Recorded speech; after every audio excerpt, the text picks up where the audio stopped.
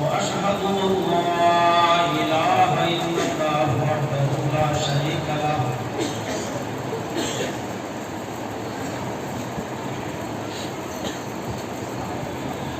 وأشهد أن محمدا عبده ورسوله أما بعد فإن خير الحديث كتاب الله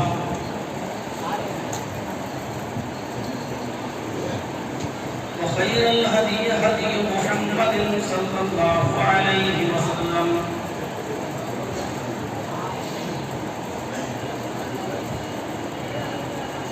وشر الأمور محدثاتها وكل محدثة بدعة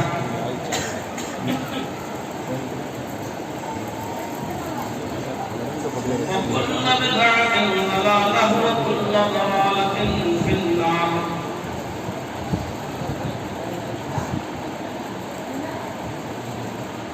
أعوذ بالله من الشيطان الرجيم. بسم الله الرحمن الرحيم. يا أيها الذين آمنوا اتقوا الله حق تقاته ولا تموتن إلا وأنتم مسلمون. وقال تعالى في موضع آخر: يا أيها الذين آمنوا اتقوا الله ولتنظر نفس ما قدمت لغد رب اشرح لي صدري ويسر لي أمري واحلل عقدة من لساني يفقهوا قولي.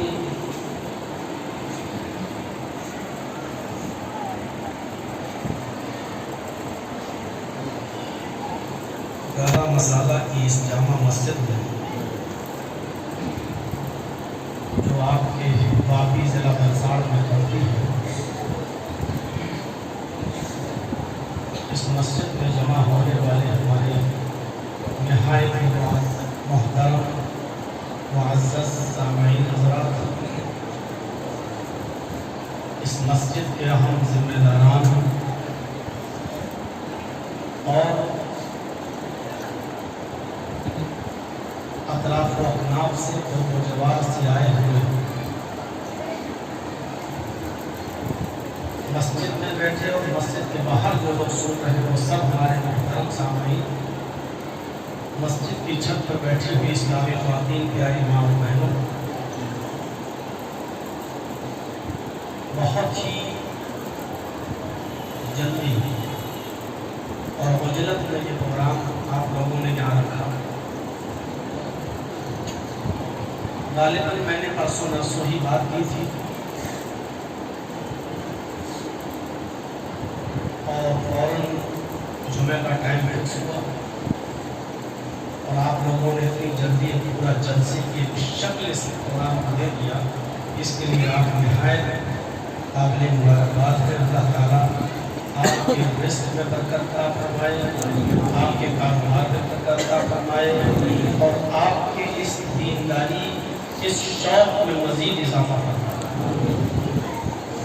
مجھ سے پہلے بھی آپ نے بہت مفید باتیں سنی محترم حافظ خلیل الرحمان صاحب سے اور اپنی جماعت کے دعا پر اور معزز عالم جناب نیاز احمد سلفی پوری حفظہ اللہ سے.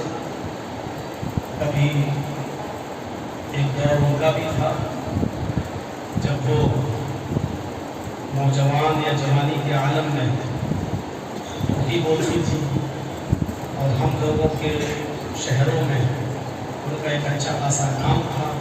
وہ ہمارے شہر میں بھی آیا کرتے تھے اور ابھی بھی آتے ہیں، لیکن ابھی کچھ سالوں سے نہیں آ رہے ہیں. میرے والد محترم سے ان کے اچھے تعلقات ہیں، اٹھنا بیٹھنا ہے اور کبھی وہ مشورہ دیا کرتے تھے کہ اپنے اس بیٹے کو عالم بناؤ اور شاید انہی لوگوں کے مشوروں اور دعاؤں سے آج اللہ تعالیٰ نے مجھے آپ کے روبرو پیش کیا اور کچھ بولنے کی ہدایت بنایا. اللہ تعالیٰ ان کے عمر دراز فرمائے اور زیادہ سے زیادہ ان سے ہمیں اور آپ کو سب کو مستفید ہونے کی توفیق دے.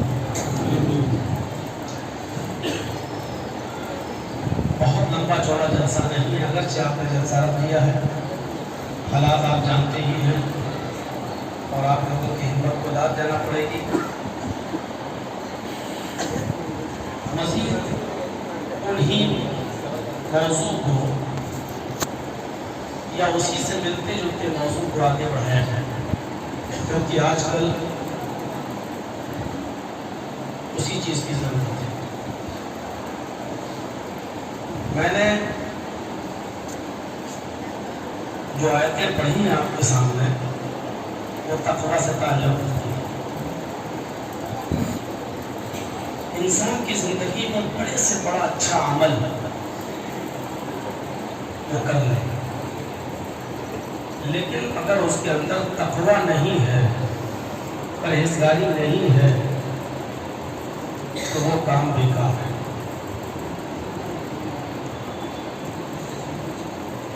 تقوی کا معنی ہی ہوتا ہے بچنا، گناہ سے بچنا، دکھاوے سے بچنا، ریا نمود سے بچنا، شو بازی سے بچنا، انہی سب چیزوں کا نام تقویٰ ہے۔ 50 بار آپ نے سنا ہوگا کہ اس شہید کو قیامت کے دن اللہ کے سامنے لایا جائے گا جس نے اپنی جان کا نذرانہ پیش کیا ہوگا، قتل ہو گیا ہوگا، لیکن اللہ تعالیٰ اس سے پوچھے گا بتا تو نے کیا کیا؟ کہے گا اللہ میں تو تیری راہ میں قتل ہوا۔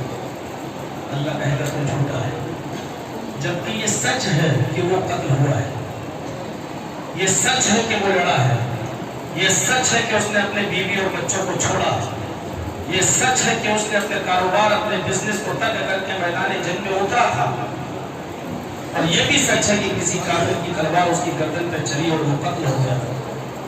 لیکن اس کے باوجود اللہ کیا کہے گا؟ کذب، تو جھوٹ بول رہا ہے۔ کہے گا اللہ میں جھوٹ، تو اللہ کیا کہے گا؟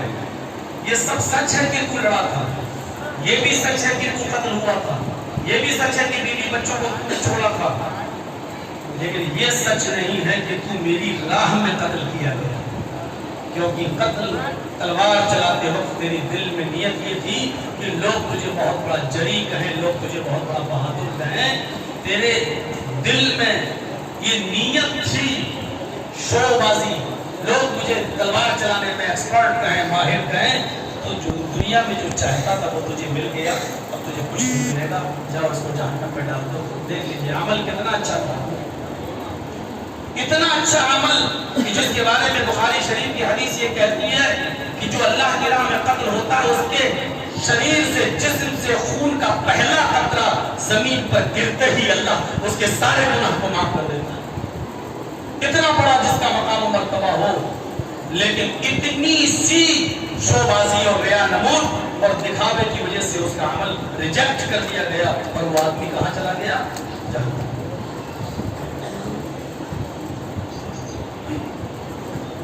کوشش کیجئے کہ ہم جو بھی عمل کریں وہ خالصتاً للہ، چاہے مولانا جرجی صاحب کی آمد پر آنن فانن اسکرین لگ جائیں، پردے لگ جائیں، بھیڑ جمع ہو جائے اور باہر سے آنے والے لوگوں کے لیے کھانے کا انتظام ہو جائے، میں یہ نہیں کہہ رہا ہوں کہ یہ کام غلط ہے، بہت اچھا کام ہے، لیکن کوشش یہ ہونی چاہیے کہ ہم کام صرف اللہ کی رضامندی کے لیے اور اللہ کو خوش کرنے کے لیے ہیں۔ اللہ تعالیٰ ہمارے عملوں میں خلوص پیدا کرے، ہمارے عملوں میں اخلاص پیدا کرے، اس کو قبول کرے۔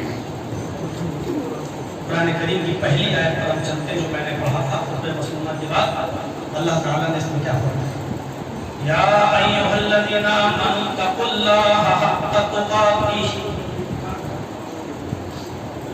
ولا تموتن الا وانتم مسلمون۔ اس آیت کا صرف میں حق تقاتہ ہی تک اسی پر چلنا ہے، اور آگے والی آیت وہ ہمارے موضوع سے ٹچ نہیں ہے۔ آئے ایمانوں والوں، آئے مسلمانوں، تم اللہ سے ڈرو۔ یا ایھا الذین آمنوا اتقوا اللہ، آئے ایمانوں والوں تم اللہ سے ڈرو۔ اور آگے کیا فرمایا؟ حق تقاتہ، جیسا کہ اس سے ڈرنے کا حق ہے ڈرنے کی کیفیت بتا دی. ڈرنے کی کئی کیفیتیں ہوتی ہیں. ایک ڈرنا یہ ہوتا ہے کہ ہم کسی خطرناک چیز کو دیکھ رہے ہیں, وہ آ کر ہم پر حملہ کر دے گی تو ہم اس سے ڈر کر بھاگ رہے ہیں, یہ بھی ڈرنا ہے.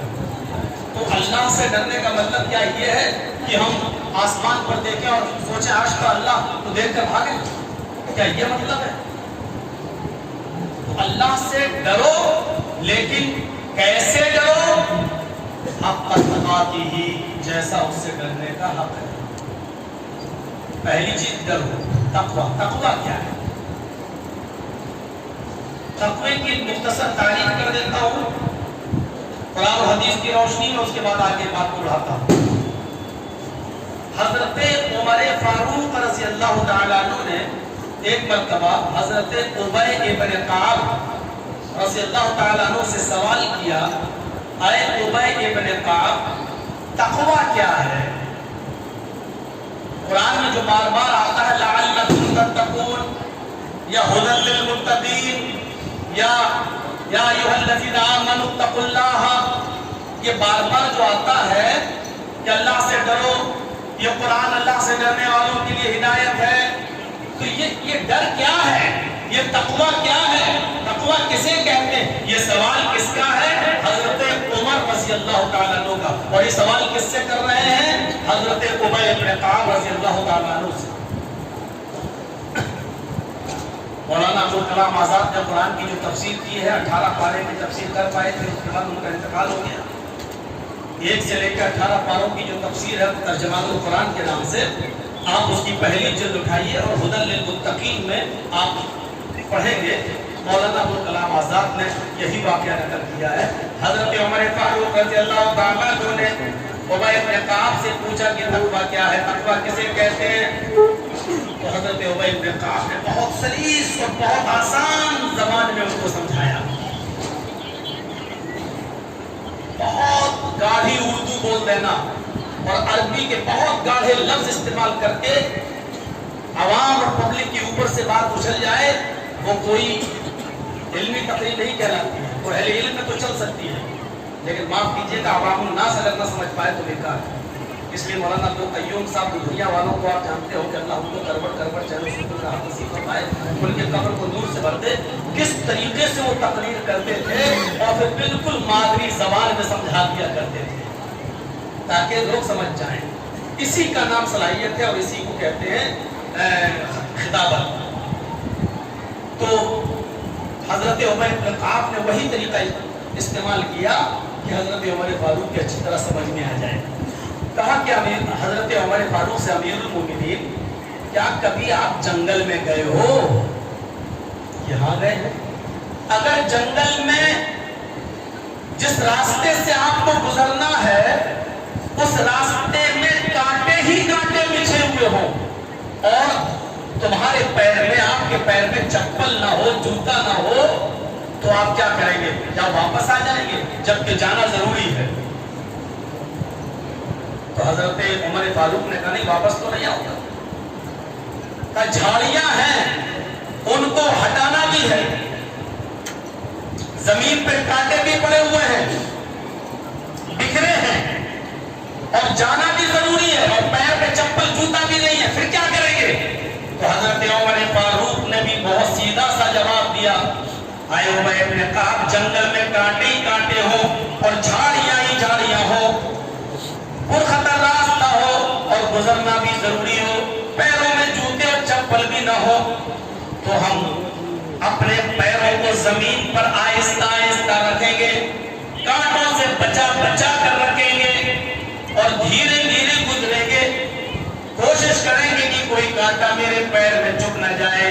ہم کانٹوں سے بچ بچ کے, جھاڑیوں کو ہٹا ہٹا کر, دھیرے دھیرے بچ بچ کر ہم جائیں گے, گزریں گے اور نکل جائیں گے. تب حضرت ابی ابن کعب نے کہا, امیر المومنین, 1000 بچنے کے باوجود, 1000 کوشش کرنے کے باوجود جب اتنے کانٹے ہو تو 2-4 کانٹے تو تم سے تمہارے پیروں میں لگ ہی جائیں گے. جھاڑیاں جب چیرو گے, ہٹاؤ گے, تو 2-4 کانٹے ہاتھ میں بھی چبھ سکتے ہیں, پیر ही जाएंगे। और अगर वो पैरों में चुभ गए और ब्लड निकल आया खून, तो तुम क्या करोगे? हजरत उमर फारूक ने कहा उसकी मरहम पट्टी कर लेंगे। बहुत ज्यादा कोशिशों के बावजूद भी अगर 2-4 कांटे लग जाएं और ब्लड निकल जाए खून, तो हम उसको मरहम पट्टी कर लेंगे, सही कर लेंगे। यही तरीका, क्या कर सकते हैं इसके अलावा? तो हजरत उमर इब्न काब ने मुस्कुरा कर कहा, अमीरुल मोमिनीन, क्या भी बताना पड़ेगा कि तकवा क्या है? क्या भी बताना पड़ेगा कि तकवा क्या है? तकवे की तारीफ तो आपने कर ही दी है। जिस तरह जंगल में गाड़ी बिछे हुए हो और गुजरना जरूरी हो, पैरों में चप्पल और जूता भी न हो, लेकिन फिर भी तुम कांटों से बच के चलते हो, गुजर जाते हो। इसी तरीके से इस दुनिया में गुनाहों के दलदल में तुम्हें चलना है। कदम कदम पर गुनाह की हड्डियां मिलेंगी, कदम कदम पर तुम्हें गुनाह मिलेंगे। ये दुनिया गुनाहों से अटी पड़ी हुई है, भरी पड़ी हुई है। कदम कदम पर तुम्हें गुनाह के काम मिलेंगे। जिस तरह जंगल में कांटों से बच कर गुजर जाते हो, उसी तरीके से दुनिया में गुनाहों से बच कर गुजर जाओ। उसी तरीके से दुनिया में गुनाहों के कामों से बच कर गुजर जाओ। बहुत ज्यादा कोशिश करने के बाद अगर 2-4 कांटे तुम्हारे पैर में चुभ जाते हैं, तो तुम उसके मरहम पट्टी कर लेते हो। गुनाहों की झाड़ियां इस दुनिया में मौजूद है। 1000 कोशिशों के बावजूद 2-4 गुनाह इंसान होने के हैसियत से, इंसान होने के हैसियत से हो ही जाएंगे। अगर जब गुनाह 2-4 हो जाए, तो उसकी भी मरहम पट्टी कर लिया करो। और उसकी मरहम पट्टी है कि अल्लाह के सामने तौबा और इस्तिग़फ़ार कर लिया करो, अल्लाह के सामने गिड़गिड़ा लिया करो और रो रो कर अपने रूठे हुए रब को मना लिया करो। यही तक़वा है, यही तक़वे की तारीफ़ है।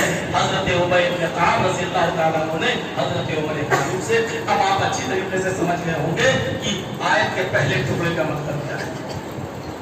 या अय्युहल्लज़ीना आमनू तक़ुल्लाह हक़्क़ तुक़ातिह, ऐ ईमान वालों तुम अल्लाह से डरो जैसा कि उससे डरने का है। डरो यानी गुनाहों से बच के चले जाओ और गुजर जाओ। उससे डरने का हक क्या है? हक़्क़ तुक़ातिह, जैसा कि उससे डरने का हक है। आप हर चीज से का हक अदा कर रहे हैं। क्या बेटा अपने बाप से नहीं डरता? क्या बड़ा भाई, क्या छोटा भाई अपने बड़े भाई से नहीं डरता? क्या बीवी अपने शौहर से नहीं डरती? छोटा भाई सिगरेट पीता हुआ चला आ रहा है, अचानक उसने देखा मेरा बड़ा भाई चला आ रहा है, कहीं उसकी नजर न पड़ जाए, जल्दी से बुझाई और फेंक दी। बीड़ी सिगरेट पीता हुआ चला, सामने से बाप चले आ रहे हैं, जल्दी से बुझाई और फेंक दी, बाप की नजर ना पड़े। हम करते हैं ऐसा, हम बाप से डरने का हक अदा कर रहे हैं। इसी तरीके से सांप को अगर हमने देखा तो सांप को देखकर हम भाग नहीं रहे, लेकिन सांप से डरने का हक क्या है? हम जबरदस्ती उसके मुंह में उंगली न दें, उसको छेड़े नहीं तो डस लेगा और हमें मालूम है कि जहरीला सांप है, ये हमें काट लेगा, उससे हम दूर रहें। ये सांप से डरने का हक है। जहर अगर लिक्विड में है तो हम पीते नहीं, खाने वाला है तो हम खाते नहीं। क्यों? क्योंकि हम जानते हैं कि इसको खाएंगे तो मर जाएंगे, लेकिन जहर को देखकर कोई भागता नहीं है। जहर से डरने का हक यह है कि उसको हम इस्तेमाल न करें। अपनी जात पर, अपनी नफ्स पर आग लगी हुई है, आग से डरने का मतलब यह है, हक यह है कि हम उसमें जंप न लगाएं, छलांग न लगाएं, उसमें कूदे नहीं, वरना ये हमको जलाकर राख कर देगी। ये उससे डरने का हक है। आग से डरने का हक आप अदा कर रहे हैं, जहर से डरने का हक आप अदा कर रहे हैं, अपने माँ बाप भाइयों से डरने का हक आप अदा कर रहे हैं, सांप और बिच्छू से डरने का हक आप अदा कर रहे हैं। लोगों, ईमान वालों, अल्लाह से भी डरने का हक अदा करो, उससे डरो जैसा कि उससे डरने का हक है। और उससे डरने का मतलब यह है कि अल्लाह ताला ने जिन कामों के करने का हुक्म दिया उनको करो, और जिन कामों को करने से मना किया है, जिन कामों के करने पर हमें जहन्नम बताई है, अज़ाब कब्र का जो गुनाह हमारे अज़ाब कब्र का बाइस है, हम उन गुनाहों से बच जाएं। اللہ سے ڈرنے کا مطلب ہے, یہی اللہ سے ڈرنے کا حق ہے.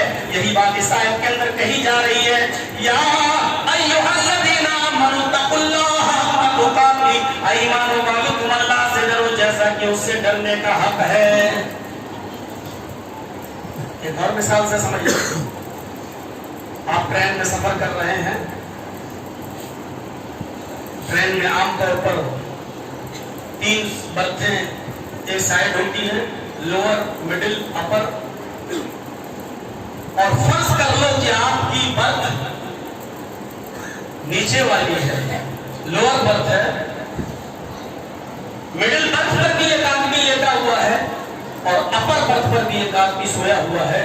رات میں 2-2:30 بجے آپ کی آنکھ کھلتی ہے, آپ پیشاب کرنے کے لیے اٹھتے ہیں, ٹوائلٹ سے واپس آتے ہیں, آپ نے دیکھا کہ کوچ میں اندھیرا ہے, لائٹ بجھی ہوئی ہے, آپ اپنی برتھ پر لیٹنا چاہتے ہیں جو لوور ہے, نیچے ہے, لیکن اچانک آپ کی نظر پڑتی ہے مڈل برتھ پر لیٹے ہوئے آدمی پر. اس کی اوپر والی جیب میں 2,000 روپے نوٹ کی ایک گڈی ہے جو باہر نکل رہی ہے. آپ کی نیت خراب ہوتی ہے, آپ پھر کوچ کی طرف دیکھتے ہیں, کوئی دیکھ تو نہیں رہا ہے, اگر نہیں دیکھ رہا ہے تو ہم نکال لیں. آپ دائیں بائیں دیکھ رہے ہیں, کوچ میں ادھر ادھر کوئی نہیں دیکھ رہا ہے, اور آپ نے دھیرے سے مڈل برتھ پر لیٹے ہوئے آدمی کی جیب سے نکلنے والی اس گڈی پر ہاتھ رکھ دیا اور دھیرے دھیرے آپ کھینچ رہے ہیں, لیکن دل میں دھڑکن ہے کہ کوئی دیکھ نہ لے. آپ نکالتے ہوئے ہاتھ میں وہ گڈی ہے, لیکن کھینچنے سے پہلے آپ کی نظر پھر پڑتی ہے اپر برتھ پر بھی دیکھ لے, اوپر تو کوئی نہیں دیکھ رہا ہے. آپ نے جیسے ہی اوپر نظر ڈالی, آپ کیا دیکھتے ہیں کہ اپر برتھ پر جو آدمی لیٹا ہوا ہے وہ میری حرکت کو دیکھ رہا ہے. ایمانداری کے ساتھ دل پر ہاتھ رکھ کر بتائیے کہ اس وقت آپ کیا کریں گے. آپ اندر کر دیں گے پیسہ اور اوپر والے آدمی سے کیا کہیں گے, صاحب اس کی گڈی نیچے گر رہی تھی, میں نے اندر کر دی تاکہ. یا دوسرا راستہ یہ ہے, بھائی کچھ کہنا نہیں, آدھا تیرا آدھا میرا, ہم لوگ آدھا آدھا کر لیں گے.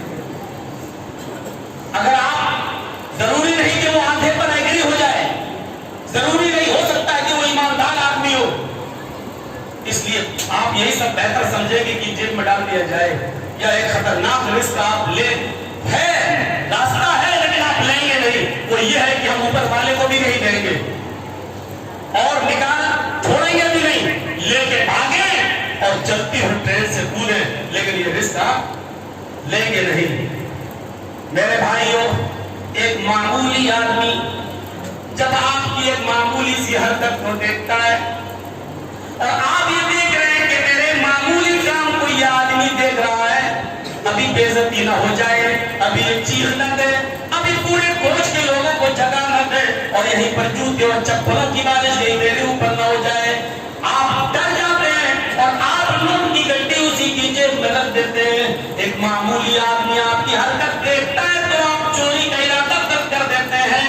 یہی ڈر ایک مسلمان کا ہر گناہ کے وقت ہونا چاہیے کہ دنیا کی کوئی آنکھ دیکھ رہی ہو یا نہیں, ماں باپ دیکھ رہے ہو یا نہ دیکھ رہے ہو, بڑا بھائی چھوٹا بھائی دیکھ رہا ہو یا نہ دیکھ رہا ہو, بھائی بہن دیکھ رہے ہو یا نہیں, ایسا اور اقارب دیکھ رہے ہو یا نہ دیکھ رہے ہو, لیکن اللہ رب العالمین کی نگاہیں تو ہمیں دیکھ رہی ہے. وہ تو سمیع بھی ہے, بصیر بھی ہے, سننے والا بھی ہے اور دیکھنے والا بھی ہے. یہ ہر گناہ کرتے وقت ایک مسلمان کا, ایک مومن کا احساس یہ ہو جانا چاہیے. اگر اس کا یہ احساس ہو گیا کہ ہمیں اللہ کی نظریں دیکھ رہی ہے, اللہ رب العالمین کی آنکھ مجھے دیکھ رہی ہے, تو پھر انسان اس گناہ کے قریب نہیں جا سکتا ہے, پھر وہ گناہ نہیں کر سکتا ہے, کوئی وہ گناہ کرے گا ہی نہیں. یہی کہا جا رہا ہے, یا ایھا الذین آمنوا اتقوا اللہ حق تقاته, ایمان والو تم اللہ سے ڈرو جیسا کہ اس سے ڈرنے کا حق ہے. تقویٰ جب تمہاری زندگی میں آ جائے گا تو تم پورے کے پورے اسلام کے اندر داخل ہو جاؤ گے, اور پورے کے پورے جب مسلمان ہو جاؤ گے تو اسلام ہی کی حالت میں مرنا. اللہ کا ڈر اپنے دلوں سے نکال مت دینا, ورنہ تمہاری موت اسلام پر نہیں ہوگی. اس لیے آگے والا جملہ اسی سے ٹچ کر دیا, ولا تموتن الا وانتم مسلمون. جب ملک الموت تمہاری روح قبض کرنے کے لیے آئے تو تمہیں پورا کا پورا مسلمان پائے, پورا کا پورا اسلام کے اندر تمہیں داخل پائے. تم نہ مرو لیکن مسلمان ہو کر, مگر مسلمان ہو کر, یعنی جب موت آئے تو پورے کے پورے اسلام کی حالت میں آئے, پورے کے پورے مسلمان تبھی بن سکتے ہو جب تقوی ہماری زندگی کے اندر, اللہ کا خوف ہماری زندگی کے اندر. چلیے تقوی کا تعلق دول سے بھی ہوتا ہے, اس لیے قرآن کی دوسری آیت پر نظر ڈالیے. یا ایھا الذین آمنوا اتقوا اللہ وقولوا قولا سدیدا یصلح لکم اعمالکم ویغفر لکم ذنوبکم. قرآن کی آیت پر بھی نظر ڈالیے. ابھی بیٹھیے تھوڑا دیر, ابھی واقعات بھی آئیں گے آپ کے سامنے اور ہمارے سامنے. یا ایھا الذین آمنوا اتقوا اللہ ولتنظر نفس ما قدمت. یا ایھا الذین آمنوا اتقوا اللہ وقولوا قولا سدیدا. اے ایمان والو تم اللہ سے ڈرو. اور آگے والا جملہ اتقوا اللہ تو ہو گیا, وقولوا قولا سدیدا, اور جب بھی بات کرو, جو بھی بولو, درست بولو. قولا سدیدا, اللہ نے یہ نہیں کہا کہ سچ بولو. یہاں ایک نقطہ سمجھنے کی کوشش کیجیے گا. اللہ نے یہاں یہ نہیں کہا کہ سچ بولو, اللہ نے یہ کہا درست بولو, سیدھی سیدھی بات کرو. قولا سدیدا, سدید تسدید السہم سے بنا ہے. جیسے کمان میں تیر لگایا جاتا ہے اور چھوڑا جاتا ہے تو وہ تیر سیدھے نکلتا ہے, اور جہاں آپ نے چھوڑا ہے اسی جگہ پر لگتا ہے, دائیں بائیں نہیں ہوتا ہے, نشانہ اس کا ادھر ادھر نہیں, جہاں پہ مارا بھائی ادھر ادھر نہیں. تو اللہ نے یہاں یہ کہا سدیدا, جو بھی بات کرو درست بات کرو, ادھر ادھر نہیں, گھما پھرا کے نہیں. جو بات کرو پوائنٹ ٹو پوائنٹ بات کرو, سچ بولو نہیں. سچ بولو یہ نہیں کہا. سچ تو یہ بھی ہو گیا, ایک مولانا صاحب کو پولیس ڈھونڈ رہی تھی اور جانتی نہیں تھی کہ وہ کون ہے, تو انہی سے پوچھنے لگی کہ فلاں مولانا کو دیکھا ہے. تو بیچارے ایک قدم دور ہٹ گئے اور کہنے لگے کیا کہہ رہے ہو؟ کہ فلاں مولانا کو دیکھا ہے. کہاں ابھی تو یہاں تھے. دیکھا جائے تو جھوٹ نہیں بولے ہو.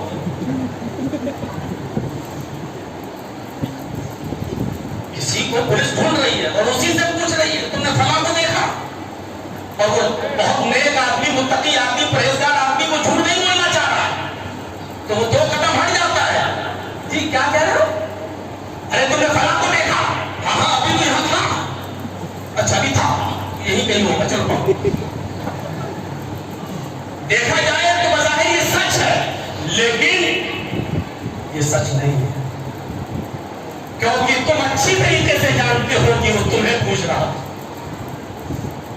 اور تم نے اس سے جو بات کی ہے وہ دوسری بات نہیں کی ہے, تیری میری گھما پھرا کر بات کی ہے, جو اسلام کی نظر میں غلط ہے, شریعت کی نظر میں غلط ہے. اس لیے قرآن نے کیا کہا, یا ایھا الذین آمنوا اتقوا اللہ وقولوا قولا سدیدا. اے ایمان والو جب بھی اللہ سے ڈرو, اور جب بھی بات کرو تو درست بات کرو, صحیح, ادھر ادھر الجھاؤ والی نہیں, بالکل جو پوچھ رہا ہے بھائی.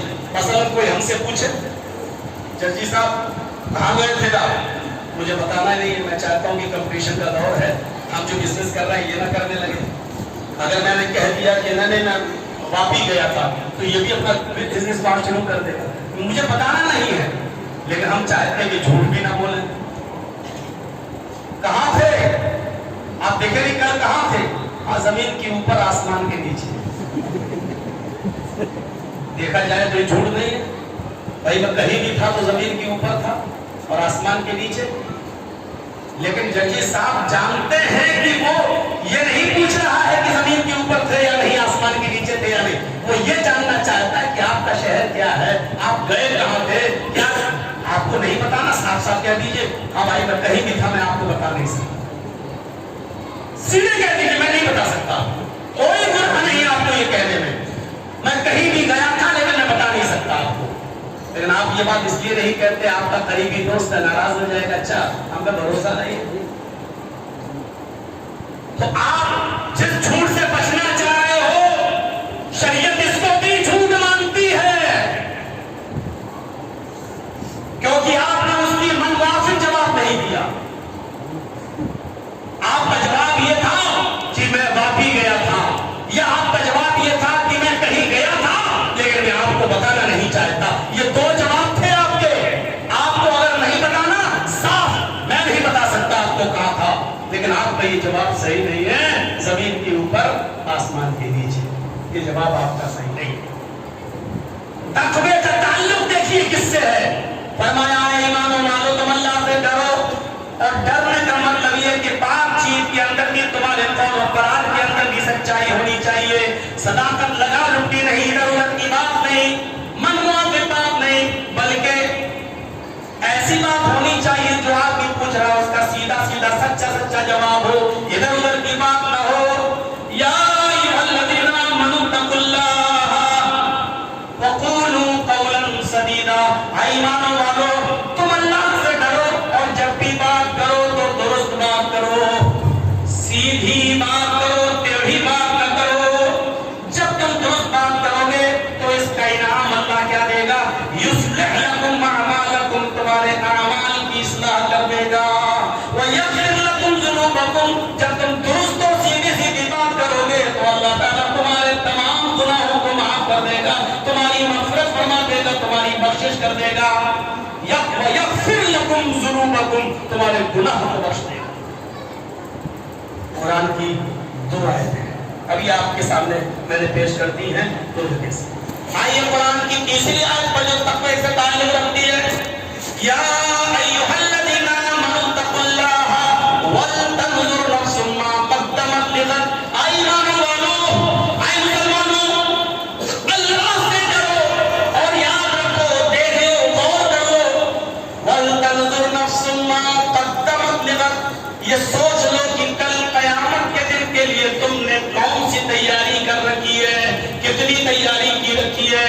یہ عارضی زندگی ہے، یہ عارضی زندگی ہے، 60 70 80 سال بہت ہی مشکل ہے جو لوگ 100 سال پورے کر پائیں۔ یہ عارضی زندگی ہے جو ختم ہونے والی ہے۔ وَلَلْآخِرَةُ خَيْرٌ لَكَ مِنَ الْأُولَىٰ، اے محمد صلی اللہ علیہ وسلم آپ کے لیے آخرت کی زندگی دنیا کی زندگی سے بہتر ہے۔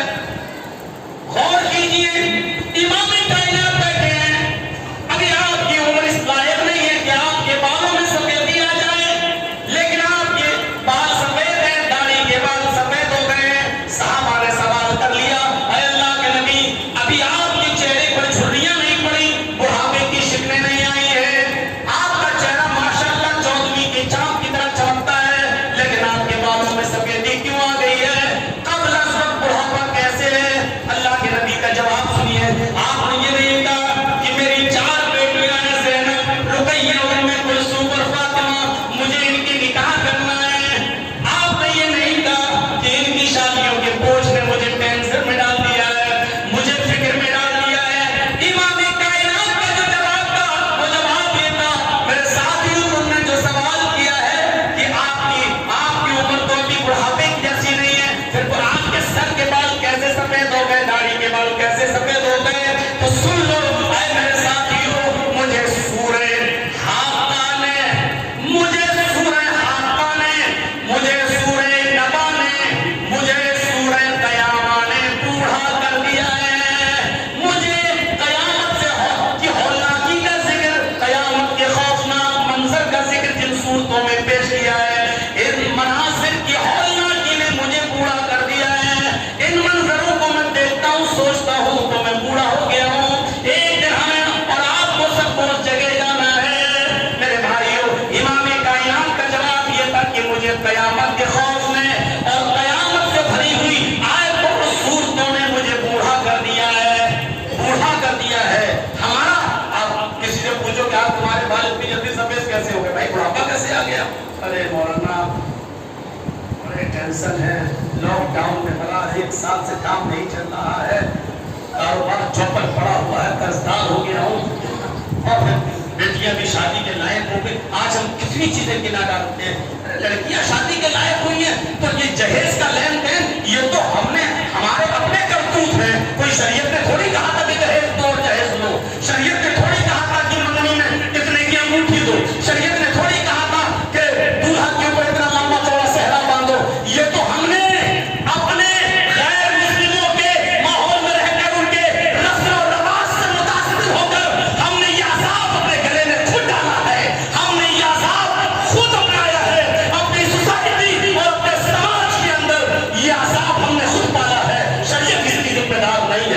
शरीयत तो वही बैठे बैठे निकाह की कायल है। वो सहाबी का वाक़या, अल्लाह के रसूल, वो औरत आपसे मैं निकाह करना चाहती हूँ, आपने कहा मैं निकाह नहीं कर सकता।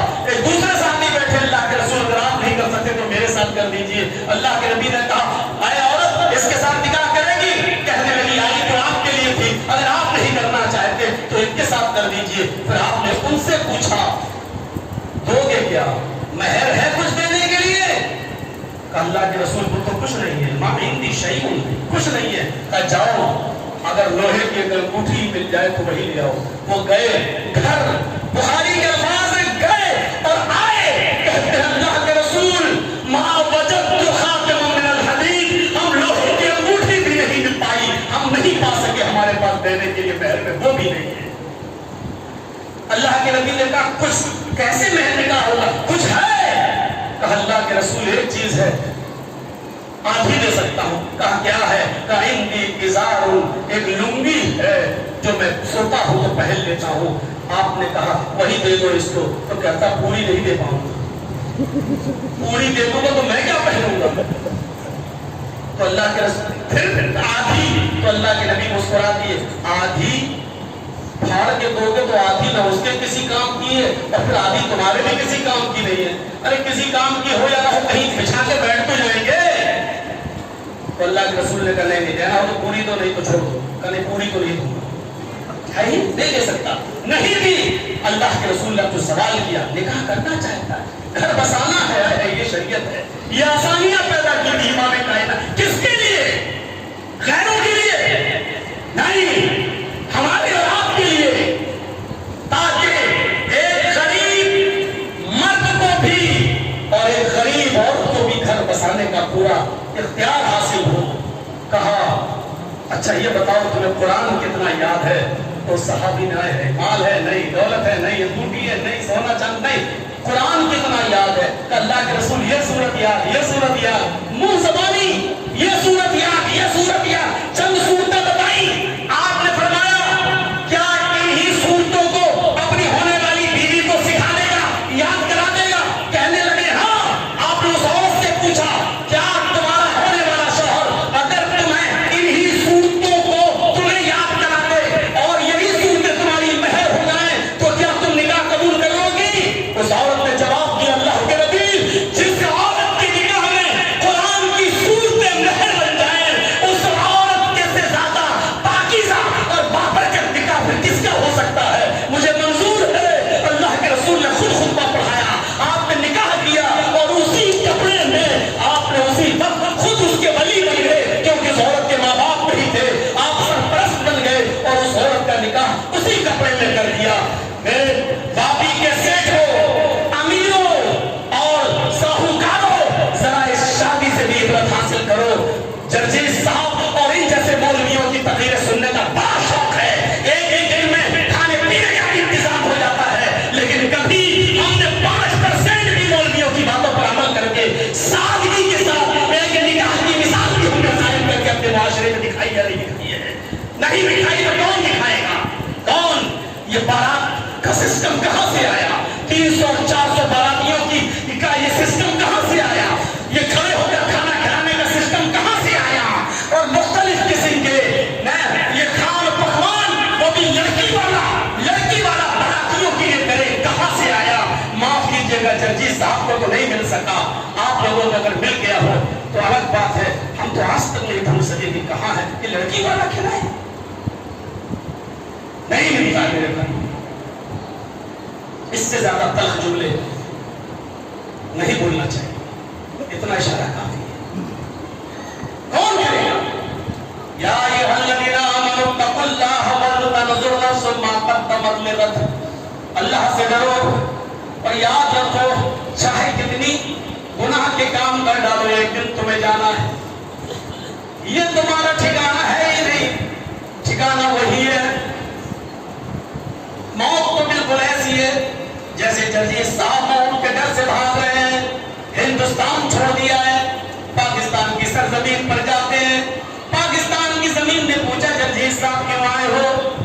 मैंने जवाब दिया इंडिया में लोगों को मरते हुए रोज देखता हूँ, वहां की वज़ीर-ए-आज़म इंदिरा गांधी को भी 16-16 गोलियों से भून दिया गया है,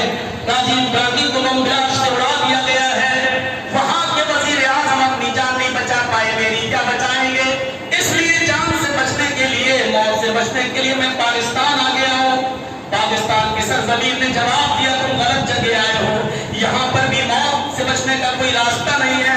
اگر موت یہاں کسی کے ساتھ وفاداری کرتی تو ذوالفقار علی بھٹو کو پھانسی کے تختے پر نہ لٹکایا جاتا۔ ضیاء الحق کے چتر نہیں اڑتے، وہ اپنے دانتوں سے پہچانے جاتے ہیں، اور بے نظیر بھٹو کی کم پٹی پر گال پر پسٹل کی گولی نہیں لگتی۔ تم غلط جگہ آئے ہو، تمہیں بچنا ہے تو عراق کی سرزمین پہ چلے جاؤ۔ عراق کی سرزمین پر جاتا ہوں تو عراق کی سرزمین نے پوچھا جرجیت صاحب کیوں آئے ہو؟ جرجیت صاحب نے جواب دیا کہ جان بچانے کے لیے انڈیا اور پاکستان میں موتیں آتی ہیں، یہاں نہیں آئیں گی۔ عراق کی سرزمین نے جواب دیا اگر یہاں کسی کے ساتھ وفاداری ہو سکتی تھی تو اس آدمی کے ساتھ جو امریکہ کی آنکھوں میں آنکھیں ڈال کر بات کرتا تھا، جو کسی سے نہیں ڈرتا تھا، جو صدام حسین کے نام سے مشہور تھا، جو آنکھوں میں آنکھیں ڈال کر بات کرتا تھا، اس کے ساتھ وفاداری کرتے، لیکن وہ بھی بنکروں سے پکڑے گئے، ایک نیچے گفا سے نکالے جاتے، بنکر سے نکالے جاتے، داڑھی بڑھ چکی تھی اور ان کے مونچھوں کے بال بڑھ چکے تھے، لیکن وہ بھی تختہ دار پہ لٹکا دیے گئے۔ عراق کی سرزمین بولتی ہے جرجیت صاحب اگر تمہیں اپنی جان بچانا ہے تو سعودیہ کی سرزمین پر چلے جاؤ۔ جرجیت صاحب سعودیہ کی سرزمین پر اترتے ہیں، ریاض کی سعودی کی راجدھانی ریاض میں اترتے ہیں۔ سعودی کی سرزمین نے پوچھا کیوں آئے ہو؟ جواب دیا جان سے بچانے کے لیے۔ فرمایا اگر جان سے بچنا کسی کو یہاں ہوتا تو شاہ فیصل کی جان بچائی جاتی، شاہ فہد کی زندگی کو لمبا کیا جاتا اور ان کو بچایا جاتا، لیکن شاہ فیصل کو انہی کے بھتیجے نے قتل کر دیا ہے، یہاں پر بھی جان بچانے کا کوئی راستہ نہیں ہے۔ ہاں تم مکے کی سرزمین پہ چلے جاؤ، شاید وہاں تمہاری جان بچ جائے، کیونکہ وہاں جناب محمد رسول اللہ پیدا ہوئے تھے۔ جرجیت صاحب خوش ہو گئے، سب سے بڑے نبی امام کائنات اور امام الانبیاء کی بستی ہے جہاں پیدا ہوئے، وہاں ضرور جان بچے گی۔ ہم چاہتے ہیں سعودیہ کی سرزمین پر مکے میں خانہ کعبہ پہ نظر پڑتی ہے، طواف کیا جاتا ہے، طواف کرنے میں کہ چلو بھی صفا مروا کے چکر مارتے جائیں گے، ظہر کی نماز پڑھتے ہیں، خوش ہیں کہ یہاں جان بچ جائے گی، اب مجھے کبھی موت نہیں آئے گی، لیکن جیسے ظہر کی نماز پڑھا کر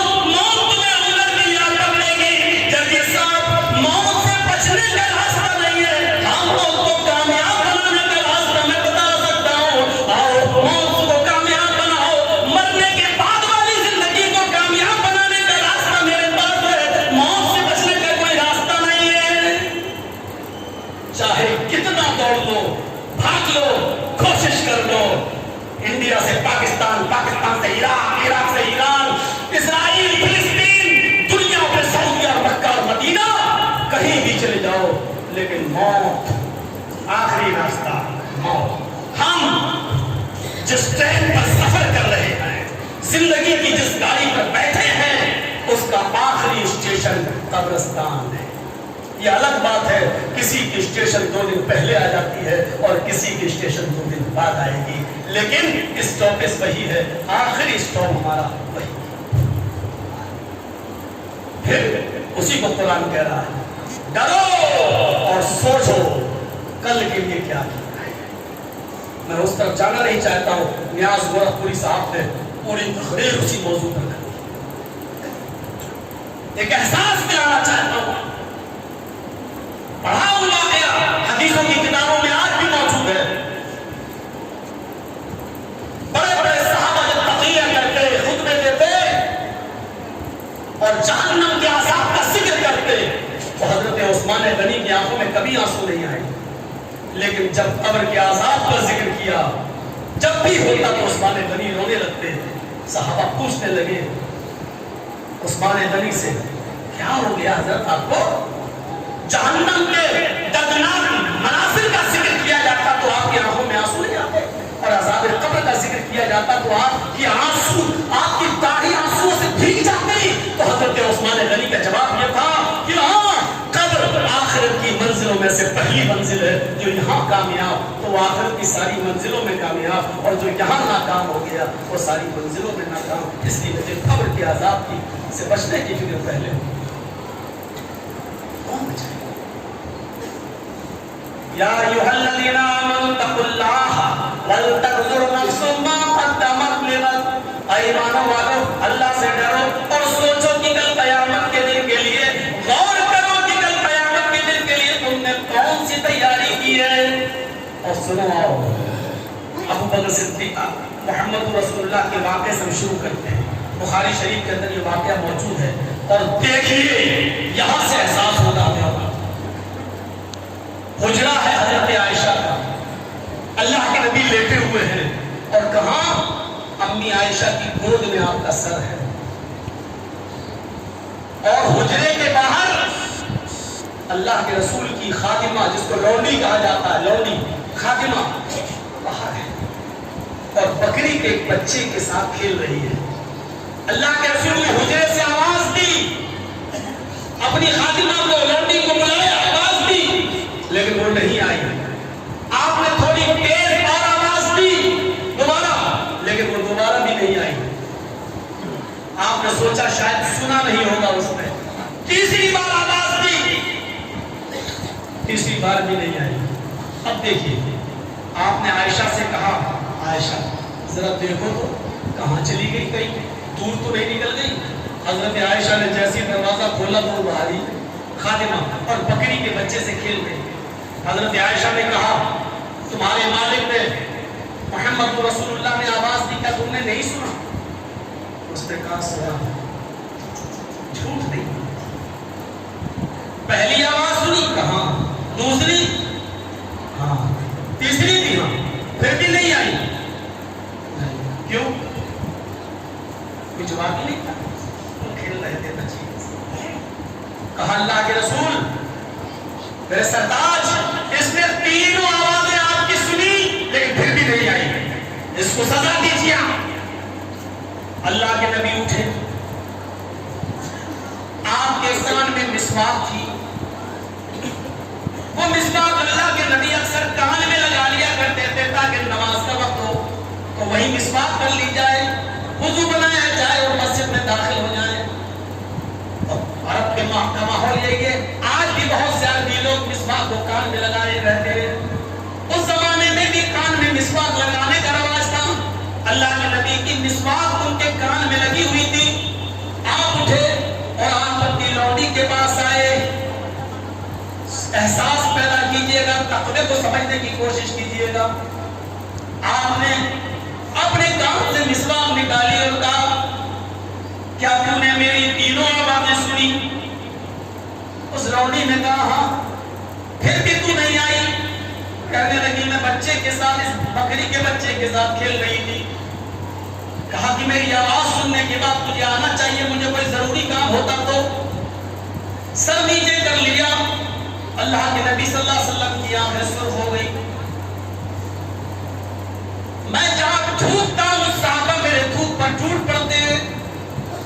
جہاں میرا اتنا احترام ہو اور یہاں 3 دفعے میری بات سننے کے بعد ایک معمولی لوٹی ریجیکٹ کر دے. آپ نے مسواک کان سے نکالی اور اٹھایا اور اس کو مارنا چاہا. اس کے اور آپ کے کان کے بیچ میں صرف آدھا فاصلہ رہ گیا. یعنی ہاتھ اٹھا کر جیسے اس کو مسواک کو مارنا چاہا اس کے اور آپ کے ہاتھ سے آدھی دوری طے ہو گئی. تھوڑی دور رہ گئی کہ اس کو مسواک لگ جائے لیکن روک دی. اور آنکھوں میں آنسو آ گئے. روتے ہوئے اللہ کے نبی حجرے میں چلے آئے. اما عائشہ کہتی اللہ کے رسول اس میں رونے کی کیا بات؟ آپ نے اس کو سزا کیوں نہیں دی؟ آپ نے اس کو مارا کیوں نہیں جبکہ مسواک آپ کے ہاتھ میں تھی؟ وہ سزا کی مستحق تھی. امام کائنات کا جواب جو ہو گیا ہے بخاری شریف کے الفاظ ہیں. اللہ کے نبی نے فرمایا عائشہ میں اس کو مارنا چاہتا تھا. میں نے مسواک اٹھا بھی لی مارنا بھی چاہتا تھا لیکن اس ڈر سے رک گیا کہیں اس کی غلطی سے بڑھ کر میری سزا نہ ہو جائے. یہ مسواک میں اس کو مار دوں اور اس سے اس کو جو تکلیف پہنچے یہ تکلیف کہیں اتنی زیادہ نہ ہو جائے کہ اس کی تکلیف اس کی غلطی سے بڑھ کر ہو جائے. اگر اس کی غلطی سے بڑھ کر یہ سزا اگر میں نے اس کو دے دی تو قیامت کے دن مجھ سے مواخذہ ہو جائے گا اور یہ لڑکی اللہ کی عدالت میں میرے اوپر مقدمہ دائر کر سکتی ہے. اس احساس کو ہم اپنے دماغ میں پیدا کریں. ہم اپنے نوکروں سے اور ہم اپنے ملازموں سے کیا کیا کہہ دیتے ہیں ذرا احساس پیدا کرو. ہمارے ماتحت ہیں ہم کیا کیا بول دیتے ہیں انہیں. نبی اکرم صلی اللہ علیہ وسلم نے مسواک اٹھا کر جو مارنا چاہا لیکن رک گئے. کیا کہا لولا القوت میں اس لیے نہیں مارا کہیں میرا مارنا اس کی غلطی سے زیادہ نہ ہو جائے اور قیامت کے دن وہ مجھ پر محرمت آئے. یہ تھا تقویٰ. مارنے جا رہے ہیں لیکن قیامت کے خوف سے اور میدان محشر میں حساب و کتاب کے خوف سے ڈر گئے. اور یہ کون؟ امام کائنات. کون؟ امام الانبیاء. کون؟ رحمت للعالمین. کون؟ جن پر ہم اور ہمارے ماں باپ اور پوری کائنات کے مسلمان ان کی جان مال سب قربان. میرے پیارے ساتھیوں ذرا سوچو اتنی بڑی اور مبارک ہستی صرف مسواک جبکہ کتنی لگتی ہے. جب ہم لوگ پہنے اٹھا کے مسواک نہ کریں وہ بھی ایسے کر کے رہ جائے گا. لیکن اس کو بھی آپ نے تصور کیا کیا کہیں ایسا نہ ہو کہ غصے میں ماری ہوئی مسواک اس کی غلطی سے زیادہ. اس کو کہتے تھا یا ایھا الذین آمنوا اتقوا اللہ ولتنظر نفس ما قدمت لغد. اے ایمان والو اے مسلمانوں اللہ سے ڈرو اور سوچو کہ کل قیامت کے دن کے لیے تم نے کون سی تیاری کر رکھی ہے. کون سی تیاری؟ احساس پیدا کیجیے. ایک شہزادہ تھا شہزادہ اور اس واقعے کو مولانا عبدالرب گیسری کے وہ بہت بیان کرتے تھے. اس واقعے کو کئی تقریروں میں نے ان کی تقریروں میں نے سنا. کہتے تھے کہ ایک شہزادہ بادشاہ کا بیٹا شہزادہ وہ بڑے عیش و آرام میں پڑا ہوا تھا اور ایک اس کے باغ میں کام کرنے والی ایک لونڈی لگی ہوئی تھی. وہ اس کے لیے مخمل اور پھول بچھا دیا کرتی تھی بستر پر اور شہزادہ اس بستر میں سوتا تھا. ایک دن شہزادی کو یہ تھوڑا دیر سے پہنچا اور پھول اور مخملی لباس بچھا ہوا تھا. اس پہ پھول بچھے ہوئے تھے. لونڈی نے تھوڑا سا لیٹ کر دیکھا کہ دیکھے شہزادوں کا بستر کیسا ہوتا ہے. تھوڑا سا لیٹ کر دیکھوں میں کیسا لگتا ہے. ابھی تو وہ آئے نہیں تھوڑا سا لیٹ کر دیکھتی ہوں. شوق آ گیا اس کے دل میں خیال. وہ بیچاری لونڈی جو کام کرتی تھی وہ اس بستر پر تھوڑی دیر کے لیے ایسی لیٹ گئی کہ دیکھے کیسا لگتا ہے. جس نے کبھی مخملی بستر اور پھولوں کے بستر نہ دیکھے ہو اس کو تھوڑا سا احساس ہو کربٹ لے کے دیکھے، ایسے دیکھے، لیکن اس نے سوچا شہزادہ تو دیر سے آتا ہے، تھوڑا سا لیٹی ہے، آنکھ لگ گئی، سو گئی، آنکھ لگ گئی، اور آنکھ لگی تو سو گئی، کتنے میں شہزادہ آ گیا، اس نے بستر پر، مخملی بستر پر، پھول بچھے ہوئے بستروں پر دیکھا کہ لوڈی لیٹی ہوئی ہے، اٹھ گئی ایک دم، دوپٹہ اپنے سر پہ ڈالا، لوگ میں دیکھ رہی تھی، تمہاری اتنی ہمت، اس بستر پر تم بیٹھی ہو۔ اس نے کہا سزا، جواب کچھ نہیں تھا اس لوٹی کے پاس، کیا کہتی؟ اس نے کہا میں تو تھوڑا سا سچ بولتی، میں دیکھ رہی تھی کہ اس طرح پر لیٹ کر آپ کے لائق ہے کہ نہیں، کہیں کوئی تکلیف تو نہیں، اور اس کو اچھا کر دوں، کچھ نہیں سنا۔ شہزادے نے پیچھے سے ہاتھ باندھے اور اپنے غلام سے کہا کوڑے مارو اس کو، اور کتنے مارو، جب تک میں نہ کہوں روکنے کو تب تک رکنا نہیں۔ پہلے کوڑے میں کپڑا پھٹ جاتا ہے، لیکن یہ لونڈی آج ہر کوڑے پہ مسکرا رہی ہے، بتیں پڑتی گئی، چمڑی لال ہو جاتی ہے، لہو لوہان ہو جاتی ہے، 15-20 کوڑے کھا چکی، لیکن اس کے چہرے پر ہنسی آتی جا رہی ہے، ہر کوڑا کھاتی ہے تو پہلے سے زیادہ ہنستی ہے۔ شہزادے نے کہا کہ اللہ سے رک جاؤ، غلام سے، اس لونڈی سے پوچھا یہ سزا تو میں تمہیں تکلیف دینے کے لیے دے رہا ہوں، لیکن آج الٹا ہو رہا ہے، میں تمہیں مارتا ہوں اور تم ہنس رہی ہو، کیا تمہیں تکلیف نہیں ہو رہی ہے؟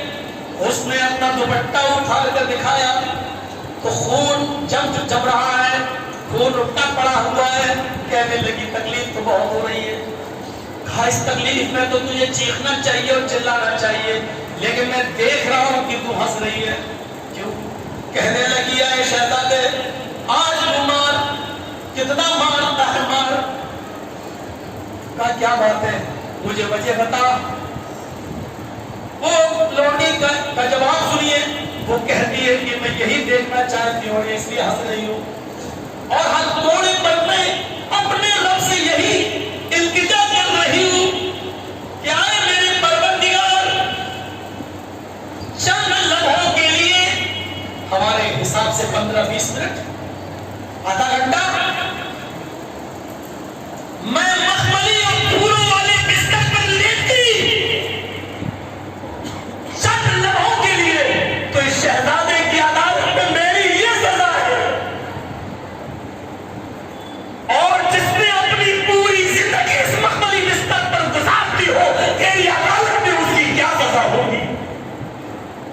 اتنا کہنا تھا، شہزادے کی چیخ نکل جاتی ہے اور کہتا ہے یا للہ، میں نے تجھے معاف کر دیا اور تجھے آزاد کر دیا اپنی غلامی سے، جا تو۔ اور اسی دن سے وہ شہزادہ اپنا بوریا بستر اٹھا کر غائب ہو جاتا ہے، بھاگ جاتا ہے، اپنے ماں باپ کی دی ہوئی دولت اور دیا ہوا حصے کو چھوڑ دیتا ہے، غریبوں میں مسکینوں میں بانٹ دیتا ہے، اور جنگلوں میں چلا جاتا ہے، اور پھر گمنامی کی زندگی اس نے گزاری، پھر پتہ ہی نہیں چلا کہ وہ کس شہر میں مرا، کس شہر میں اس کا انتقال ہوا، کہاں چلا گیا۔ اس نے پوری زندگی پھر اللہ کی عبادت میں گزار دی، اور اللہ کو یاد کرتے کرتے، فکر آخرت کا احساس کرتے ہوئے اپنے آپ کو اس نے ختم کر لیا۔ میرے بھائیوں، احساس پیدا کرنے کے لیے کسی ایک کا ایک جملہ کافی ہوتا ہے۔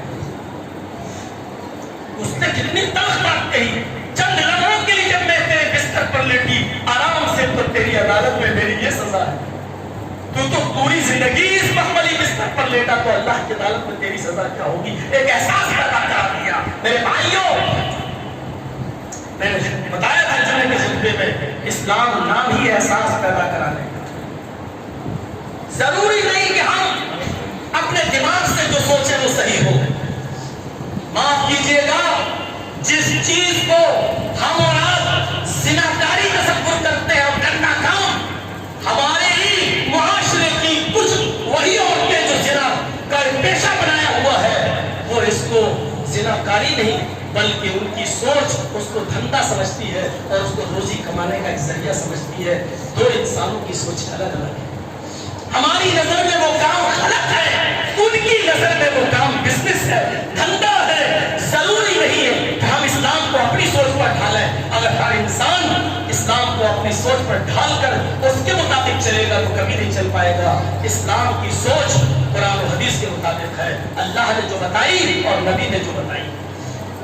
हमारे यहाँ कोई लिबास फैशन है, वो आप कितना भी फैशन कहिए, और मेरी माँ बहनें सुन रही है तो सुने, हमारे यहाँ वो कितना भी फैशन हो, उसको फैशन कह लो, उसको डिजाइन कह लो, उसको जो चाहो कह लो, लेकिन शरीयत की सोच क्या है? निसाउन कासियातुन माइलातुन व मुमीलात। कुछ ऐसा जमाना आ जाएगा कि औरतों को तुम देखोगे वो कपड़े तो पहनेंगी लेकिन नंगी होंगी। कासियात कपड़े पहनेंगी, आरियात लेकिन नंगी होंगी। ये शरीयत ने हमें सोच दी है। तुम फैशन कहते हो कहो, तुम उसको डिजाइन कहते हो कहो, तुम उसको मुआशरे और समाज का एक हिस्सा मानते हो मानो, लेकिन कुरान और हदीस उस औरत को नंगा मानती है, नंगी है वो। आरियात नंगी है, बरहना है, चाहे वो कितने भी कपड़े पहन ले, लेकिन अगर उसके कपड़े पहनने से उसके जिस्म की नशोनुमा हो रही है, उसके जिस्म की बनावट दिखाई दे रही है, उसके जिस्म का पूरा पूरा सतर नहीं दिख रहा है, ढक रहा है, और उसके सीने का हिस्सा भी नजर आ रहा हो, और उसके जिस्म और उसके कपड़े पहनने के बाद उसकी बॉडी कपड़ों की ऊपर से भी दिखाई दे रही हो कि क्या है, तो ये औरत फैशन लेवल हो सकती है हमारी सोच के मुताबिक, लेकिन अल्लाह के रसूल की सोच के मुताबिक नंगी है। आरियात कह दिया है। अपनी सोच बदलो, शरीयत मत बदलो। अपने दिमाग बदलो, शरीयत मत बदलो। अपनी दिमाग को शरीयत के मिजाज पर लाइए। शरीयत हमारे मिजाज पर नहीं चलेगी, हम शरीयत के मिजाज पे चलेंगे। मेरे भाइयों, तब हम पक्के मोमिन। ये है क्या आज का फैशन चल रहा है, कितनी आसानी से कह देते हैं फैशन, बहुत आसानी से। जिसको तुम फैशन कहते हो, उस फैशन के बारे में इमाम कायनात ने साफ कह दिया, ला यदखुलुल जन्नता वला यजिदना रिहा। ऐसी औरतें कभी भी जन्नत में दाखिल नहीं होंगी, वला यजिदना रिहा, और कभी भी जन्नत की खुशबू नहीं पाएंगी। ये कौन है? ये तकवा था। तकवा बोलचाल में है, तकवा आखिरत के ताल्लुक से है, तकवा खाने और पीने में भी है।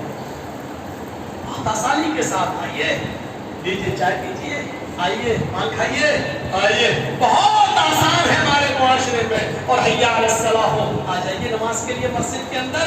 हमें नहीं मालूम हमने किसके यहाँ चाय पी है, हमें नहीं मालूम हमने किसके यहाँ खाना खाया है, हमें नहीं मालूम हमने किस किस के यहाँ क्या क्या किया, हमें नहीं मालूम। लेकिन तसव्वुर करो, हजरत अबू बकर सिद्दीक की उस जिंदगी पर उनका गुलाम था, और शरीयत ये कहती है कि गुलाम अगर कोई कमाई करके लाए तो उसकी मेहनत की कमाई उसका मालिक खा सकता है, और गुलाम कमा कर लाए तो मालिक खा है, मालिक ले सकता है। ले जाओ काम करके आओ, काम करते गया, रोज काम करके आता था, कमा के लाता था, अबू बकर सिद्दीक को दे देता था और आप खाते थे। और एक दिन गुलाम जल्दी गया और जल्दी आ गया, खजूर लेके आया तो कहा कि लीजिए खाइए। अबू बकर सिद्दीक थोड़ा ज्यादा भूखे थे, आज पूछ ही नहीं पाए कि क्या करके लाए हो, कहाँ से लाए हो, क्या मेहनत की है। बस एक खजूर उठाया, आज बड़ी जल्दी आ गया, चलो एक खजूर उठाया खा लिया। कहाँ आज जल्दी काम में बढ़ गया, क्या काम कर, कहा आप रोजाना पूछते थे क्या करके आए हो, और मैं बताता था तब आप खाते थे, और आज पूछा ही नहीं और पहले ही खा लिया कि हाँ ज्यादा भूख लगे। रोजाना मेहनत करते थे, आज भी मेहनत करके आए होंगे। तो हजरत अबू बकर सिद्दीक ने कहा, तो गुलाम क्या कहता है, रोज आज ही मेहनत करके नहीं आए। इत्तेफाक होता है, रोजाना टिकट लेके चलो तो कभी ड्यूटी नहीं आता, इत्तेफाक से बिना टिकट के किसी दिन बैठ जाओ तो आ जाता, हो जाता है। मस्जिदों में अल्लाह से मांगते रहो बेटा बेटा बेटा, 10-15 साल मांगो नहीं हुआ, और किसी के कहने पे अचानक कहीं चले जाओ और एक ही साल में हाँ सही कहते थे लोग, आमीन। अनभक्ति भी चीज है, अनभक्ति भी कोई है, ये अनभक्ति ही तो है कि देश हमारा कहाँ चला गया। परेशान वो भी है, जान वो भी रहे हैं, माइनस पर जीडीपी आ गई, जान वो भी रहे हैं, सब میں تو جاتا رہتا ہوں نا پورا انڈیا، مجھے معلوم کوئی خوش نہیں ہے، کوئی کاسٹ خوش نہیں ہے، لیکن ان بھکتی یہی بیڑا یہی پار لگائے گا، بیڑا یہی پار لگائے گا، یہ ان بھکتی ہے۔ اور ان بھکتی بڑی خطرناک ہے، کسی کو کچھ کہہ نہیں سکتے ہو، کسی کو کہہ دو کہ جن سے تم مانگتے ہو وہ سلام کا جواب تک نہیں دے سکتے، جب زبان میں بالغ تم اس سلام کہنے کی طاقت نہیں ہے تو بیٹا کہتے ایسے کی ان بھکتی بہت بری چیز ہے، پھر آپ کے اوپر کیس پہ کیس چلے آئیں گے، یہ ان بھکتی بہت بری چیز ہے، پورے دیش کا بیڑا گھر، لیکن کچھ کہہ دیا تم نے ان کو کہا، میرے یہ تو بھگوان ہے ان کو کہہ دیا، آپ کو مار لگے گی پٹیں گے آپ۔ میرے بھائیوں یہ بہت بری چیز ہے، تو اشارہ کافی ہے، آپ سمجھ گئے ہوں گے میں نے کیا کہہ دیا، میرا کام ہو گیا، میرا ہاضمہ اس کے بغیر درست ہوتا نہیں ہے، وہ ہو گیا میرا، وہ ہم کہہ گئے کہ اب سنیے آگے میرے بھائیوں سنو، یہ چیز ابو بکر صدیق غلام نے کیا کہا، آج ہی کا مقدر نہیں ہے، اچھا تو آج کیسے ہو؟ بخاری کے الفاظ لقد تکہنت، میں نے کسی سے کہانت کری تھی، کہانت کیا مطلب؟ ارے 2-3 مہینہ پہلے میرا ایک دوست اپنی بیوی کو لے کے جا رہا تھا، تو اس کی بیوی کے پیٹ میں بچہ تھا، تو میں نے اپنے دوست سے کہا بھابھی کو لڑکا ہوگا، تو اس نے پوچھا ہے تمہیں کیسے معلوم؟ ارے میں بہت پہنچا ہوا ہوں، پیڑ لے کے بتا دیتا ہوں لڑکی ہے کہ لڑکا، لقد تکہنت، میں نے کہا نا لڑکا ہوگا، اس نے کہا صحیح، ارے میں چلنے سے بتا دوں گا کہ لڑکا ہوگا کہ لڑکی، اچھا پھر کیا ہوا؟ تب 2 مہینے کے بعد آج اس کے بیٹا ہی ہوا ہے، تو آج میں جا رہا تھا وہ کھجور لے کے آیا میرے لیے، باقی تم تو بہت پہنچی ہو لے ہوئے، کیا ہوا کہ لڑکا ہی ہوا ہے، کہ میں نے کہا تھا نا کہ لڑکا ہی ہوگا، میں جانتا تھا، اچھا تو ابو بکر صدیق نے کہا کیا تم جانتے تھے؟ کہ نہیں، دھول میں لاٹھی ماری لگ گئے، نہیں جانتے، کہا لگ گیا، فرمایا کہ یہ وہی کھجور تھے، کہاں؟ تو میں بہت غلط کھلا دیا، پانی لاؤ، سوچو ابابی والوں سوچو، اور یہ تقریر تو فیس بک کے ذریعے پوری دنیا میں پہنچ رہی ہے، چل رہی ہے، آج نہیں تو کل چلی ہے، میرے ساتھ ایک بدقسمتی یہی ہے، بنگال میں بولو میں ہٹتا بات میں ہوں، سعودی میں پہلے پہنچ جاتی ہے، کہاں پہلے پہنچ جاتی ہے؟ بنگال میں تو سب سے زیادہ چینل والے آتے ہیں وہاں، لگا دیتے ہیں اتنے موٹا تو مائک میں باندھ دیتے ہیں، ہر چینل والے کا ایک ہی مائک ہوتا ہے، کوئی یہ چینل چلا رہا ہے وہ چینل چلا رہا ہے، سب لوگ پورا ڈال دیتے ہیں، میرے ساتھ یہ چیز ہے، تو میرے بھائیوں کیا کہا کہ میں نے کہا کا پانی لاؤ، ہم تو پتہ نہیں کیا کیا کس کے یہاں کیا، ایک کھجور وہ بھی اپنے غلام کا اٹھایا، روزانہ پوچھتے تھے اور زیادہ بھوک لگی نہیں پوچھ پائے، کھا لیا ایک کھجور، اونلی ون ڈیٹ، ایک کھجور صرف، پھر کہا کہ پانی لا، غلام سے پانی لا، پانی پیا، 3 انگلی حلق میں ڈالی، کر کے نکالا، پھر پیا، پھر نکالا، پھر پیا، پھر نکالا، بخاری شریف کے الفاظ ہیں اس وقت تک پانی پیتے گئے اور طے کرتے گئے جب تک کہ ان کو غالب گمان نہیں ہو گیا جتنا کھجور کھایا تھا وہ نکل گیا ہوگا، تب تک وہ چین سے نہیں بیٹھے، اور جب کھجور نکال دیا وہ جو کھایا تھا، پھر کیا جملہ کہا بخاری کے اندر سنو، فرمایا جو حرام کا ایک لقمہ کھا لیتا ہے اللہ تعالیٰ اس کے دل پر ایک سیاہ نقطہ رکھ دیتا ہے، اگر وہ توبہ کر لیتا ہے تو اللہ اس نقطے کو مٹا دیتا ہے، اور اگر وہ توبہ نہیں کرتا ہے تو دھیرے دھیرے وہ نقطہ بڑا ہوتے ہوتے ہوتے ہوتے پورے دل کو کالا کر دیتا ہے، پورے دل کو بلیک کر دیتا ہے، اور جب انسان کا پورا دل کالا ہو جائے تو اس کو پرواہ نہیں ہوتی ہے کہ یہ مال جو ہمارے پاس آ رہا ہے وہ حلال کا یا حرام کا، آنے دو، پھر اس کے اندر سے تمیز نکل جاتی ہے، سوچنے اور سمجھنے کی صلاحیت ختم ہو جاتی ہے۔ میرے بھائیوں کئی ہمارے دل پورے کے پورے کالے تو نہیں ہو گئے، سیاہ تو نہیں ہو گئے کہ آدمی یہ سوچتے ہی نہیں کہ یہ کمائی حلال ہے یا حرام، کہاں سے آ رہا ہے، آنے دو، جہاں سے بھی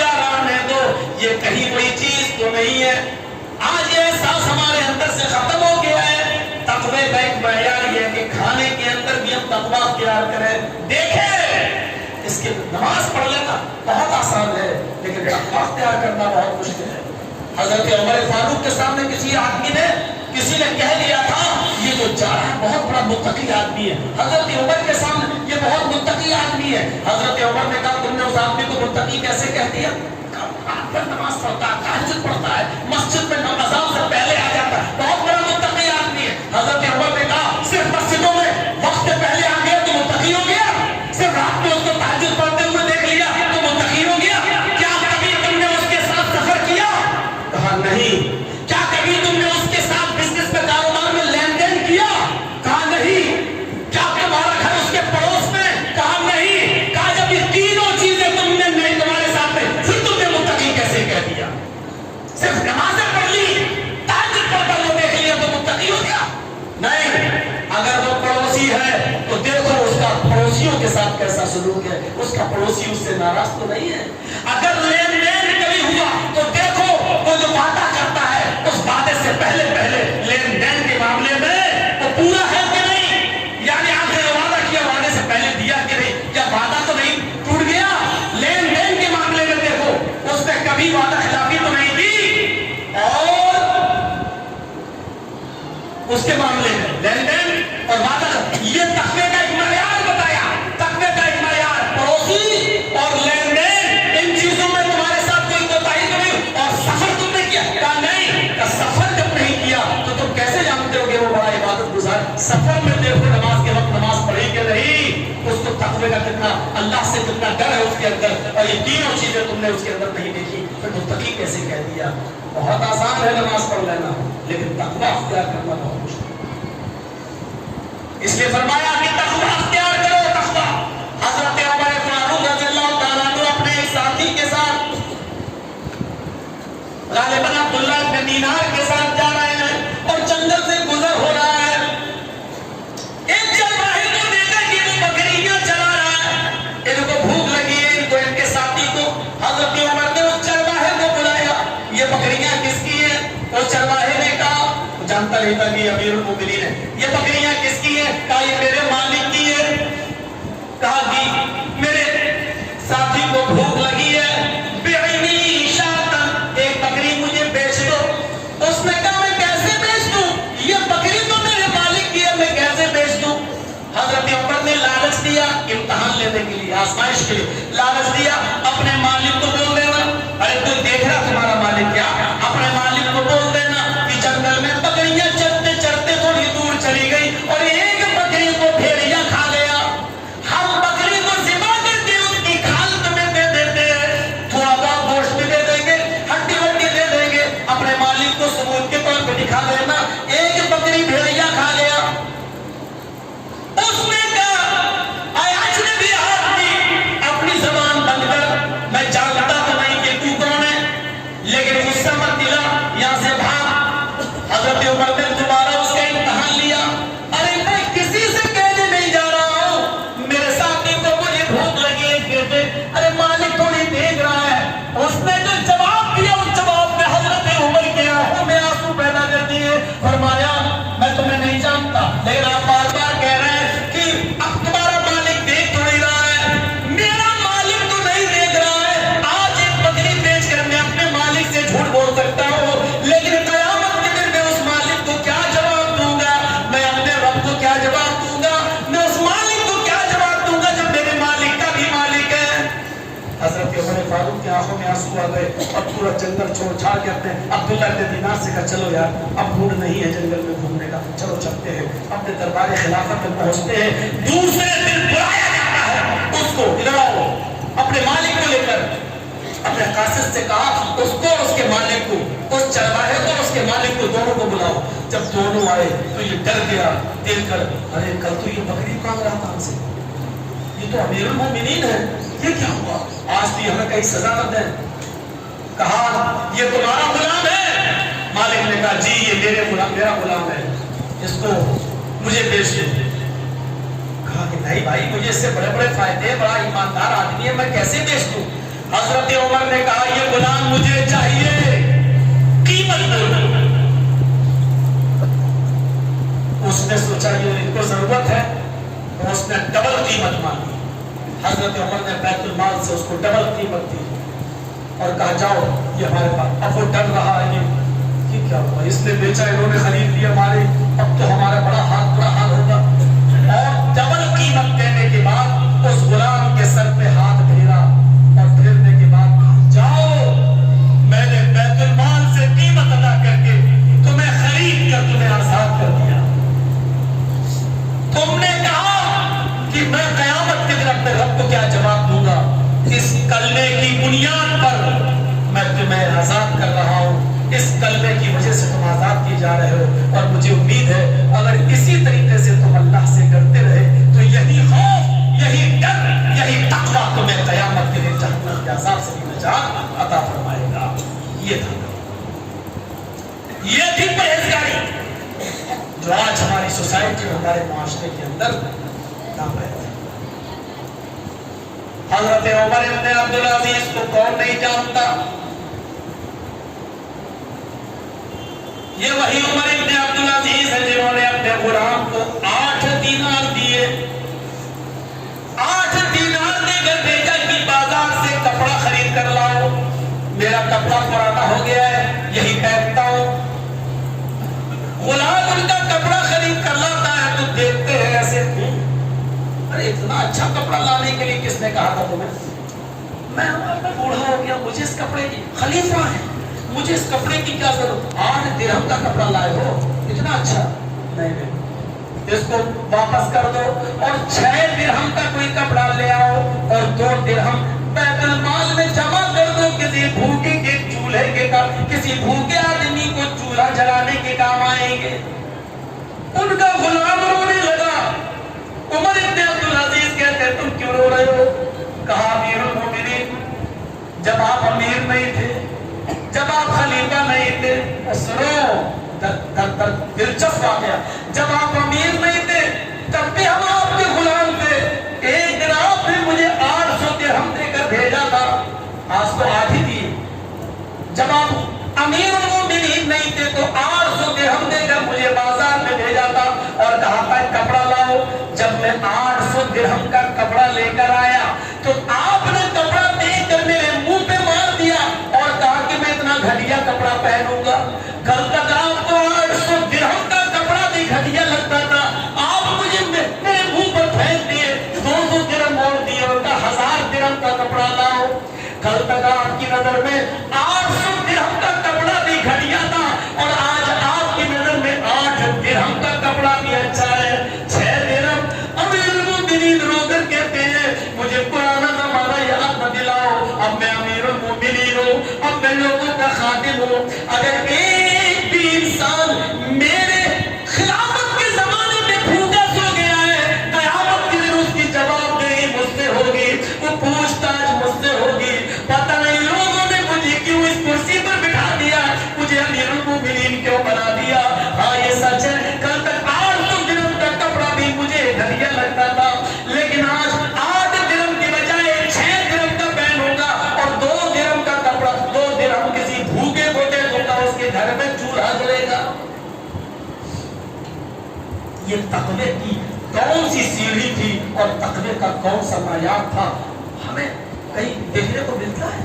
یہی عمر ابن عبدالعزیز, ان کی بیوی کہتی ہے کہ پیٹ میں بچہ ہے, ماں جب کچھ کھائے گی تبھی بچہ پرورش پائے گا, پیٹ میں پروان چلے گا. 3 دن سے گھر میں چولہا نہیں جلا. امیر المومنین بنے بیٹھے اور بیوی کی چنتا نہیں. ارے بیوی کی نہ کرو تو کم سے کم اس پیٹ کے بچے کی تو کرو. کہنے لگے بیوی رکو, 5-6 دن کے بعد مہینہ ہونے والا ہے, بیت المال سے وظیفہ ملے گا, تب ابھی کھجور کھا لو, پانی پی لو, اسی میں گزارا کر لو. کچھ نہیں ہے, کب میں کیا کروں. رات میں چپکے سے امیر المومنین عمر ابن عبدالعزیز کی بیوی نے اپنی لونڈی سے کہا خادمہ سے بیت المال جاؤ اور بیت المال کے مالک سے, کیشیئر سے, جو خزانچی ہوتا ہے بیت المال کا ذمہ دار, اس سے جا کر کہو 1 پیالہ دودھ دے دے, 1 پیالہ دودھ دے دے. ان کی عمر ابن عبدالعزیز کی بیوی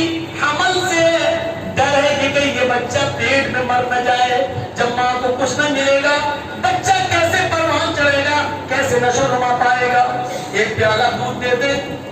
उनकी लौंडी खातिमा घर के से निकलती है रात में, बैतुल माल पहुंचती है और बैतुल माल से के कैशियर से कहती है एक प्याला दूध दे दो अल्लाह के वास्ते। अमीरुल मोमिनीन की बीवी हमल से, पेट में बच्चा है, 3-4 दिन से खाना नहीं मिला है, डर है कि वो बच्चा कहीं मर न जाए, एक प्याला दूध दे दो। उसने दे दिया एक प्याला दूध। लो अमीरुल मोमिनीन की बीवी और 4 दिन से खाना, एक प्याला दूध दे दिया। ये लड़की, ये लौंडी जैसे ही घर के दरवाजे में दाखिल होती है, उधर कुएं के पास बैठे हुए उमर इब्न अब्दुल अजीज तहज्जुद की नमाज पढ़ने के लिए कुएं के पास पानी खींचकर वुजू बना रहे हैं। दरवाजे पे से आने की किसी के घुसने को देखा, आंख डाली, नजर डाली तो देखा कि मेरी लौंडी आ रही है और वो ओढ़नी इस तरीके से ओढ़े हुए हैं कि उसके आगे का हिस्सा कुछ निकला हुआ है। फरमाया कौन? उसने जवाब दिया आपकी खादिमा। कहा ये हाथ में तुम्हारे क्या है जिसको तुम छिपाए हुए हो? कहा कुछ नहीं। कहा नहीं, चादर हटाओ। चादर हटाई। ये क्या है? दूध है। कहां से लाई हो? कहा अमीरुल मोमिनीन गुस्सा मत होइएगा, बैतुल माल से लाई हूं। मैं एक औरत हूं, मैं औरत की परेशानी समझती हूँ। आपकी बीवी को 4 दिन से खाना पानी नहीं मिला है, बच्चा है पेट में।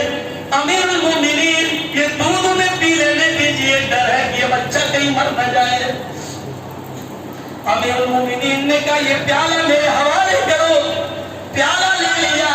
उधर उमर इब्न अब्दुल अजीज की बीवी कहती है मेरे प्यारे शौहर, एक प्याला दूध में मांग रही हूँ, सिर्फ एक प्याला, ये मुझे पी लेने दीजिए। आपकी अमानत मेरे पेट में, मैं उसकी हिफाजत करना चाहती हूँ। मैं अपने लिए नहीं पी रही हूँ, इस बच्चे की जिंदगी के लिए पी रही हूँ। उमर इब्न अब्दुल अजीज ने दूध का प्याला छीलते हुए कहा आए मेरी बीवी, अगर इस दूध के प्याले से जो मुसलमानों की अमानत में खयानत करके उनकी इजाजत के बगैर जो लाया गया है, अगर इस अमानत में खयानत के दूध से अगर मेरे बेटे की जिंदगी बचती है तो काबे के रब की कसम मुझे इस बेटे की जिंदगी नहीं चाहिए। ये पेट में मरता है तो मर जाने दो, ये मरता है तो मर जाने दो, मुझे इसकी जिंदगी नहीं चाहिए। मुझे ऐसा बेटा नहीं चाहिए जो मुसलमानों की अमानत में खयानत के माल से पेट में परवरिश पाए। आए मेरी बीवी, नहीं चाहिए मुझे ये बेटा जो मुसलमानों की अमानत में खयानत के माल से पले। गए दूध का प्याला लेकर बैतुल माल के कैशियर को कहा आज बिना इजाजत के दे दिया, आइंदा अगर दिया तो चोरी के इल्जाम में तुम्हारा हाथ भी काट दूंगा और सस्पेंड भी कर दूंगा तुमको। अमीरुल मोमिनीन की बीवी है तो क्या हुआ, लेकिन ये माल सबका है और सबकी इजाजत के बाद ही जाएगा। ये कौन सा तकवा था इनकी जिंदगियों के अंदर? कई बार लोग हमारे पास आते गए, मौलाना साहब ऐसी तकरीर, लोग रो दे। अब और कौन सी तकरीर की जाए? अब किसी के दिल के अगर पत्थर हो चुके हो तो कोई क्या कर दे? मेरे भाइयों तसव्वुर करो आज हमारी सोसाइटी में अब तकवा क्या है, ये सीखो तकवा। एक प्याला दूध 4 दिन की भूखी अपनी बीवी को भी नहीं पी। और कौन थे ये? इनके बारे में मशहूर था जब खलीफा नहीं बने थे तो जो कपड़ा एक बार पहन लेते थे उसको दोबारा हाथ नहीं लगाते, जो एक बार खुशबू लगा लेते थे दोबारा उस खुशबू को इस्तेमाल नहीं करते। ये वो उमर इब्न अब्दुल अजीज थे जो 800 दिरहम का कपड़ा मंगाते थे, पसंद नहीं आता था तो 200 और देकर 1000 दिरहम का कपड़ा पहनते थे। लेकिन खलीफा बनने के बाद 8 दिरहम का कपड़ा भी को अच्छा लगता है और 6 दिरहम का मंगाते हैं, 8 वापस कर देते हैं कि नहीं और सस्ता लाओ। अब क्या करें? ये कौन सा एहसास था? कुरान की इस आयत पर फिर गौर करो, वमन यत्तक़िल्लाह यजअल लहू मखरजा, जो अल्लाह से डरेगा, यहाँ पर भी डर है, वमन यत्तक़िल्लाह यजअल लहू मखरजा, जो अल्लाह से डरेगा अल्लाह उसके लिए निकलने का रास्ता बना देगा। वयरज़ुक़हु मिन हैसु ला यहतसिब, और ऐसी जगह से अल्लाह उसको रिज़्क़ देगा जहां उसने सोचा भी नहीं होगा कि मुझे यहां से मिल जाएगा। تاریخ تبری اٹھاؤ، تاریخ خطی بغدادی اٹھاؤ، تاریخ کی تمہیں سیر کراتا ہوں۔ اس واقعے کو سننے کے بعد ہمارے دلوں میں ایک نئی روشنی ملے گی، ایک نیا انقلاب آئے گا، ہمیں ایک نئی سوچ ملے گی۔ عرب کا ایک بہت ہی بوڑھا آدمی، مکی میں رہنے والا ایک بہت ہی بوڑھا آدمی، نام ہے اس کا ابو الغیاس، کنیت ہی صحیح، اس کے بیٹے کا نام تھا غیاس، لیکن اسی سے اس کو ابو الغیاس کہا جانے لگا۔ بیٹا پیدا ہوا اور انتقال کر گیا، لیکن اسی وقت سے ان کا نام پڑ گیا، لوگ ان کو نام سے زیادہ ابو الغیاس کے نام سے جانتے ہیں۔ 86 سال کی عمر، 86 سال کی عمر، 4 جوان بیٹیاں، 2 بہنیں، ایک بوڑھی ساس اور ایک بیوی کی ذمہ داری اس بوڑھے 86 سال کے آدمی کے سر پر۔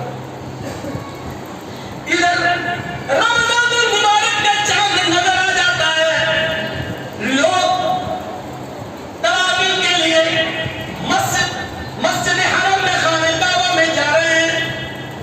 یہ بوڑھا آدمی بھی نمازیں تراویح پڑھنے کے لیے وہاں گیا اور آیا اور لیٹ گیا۔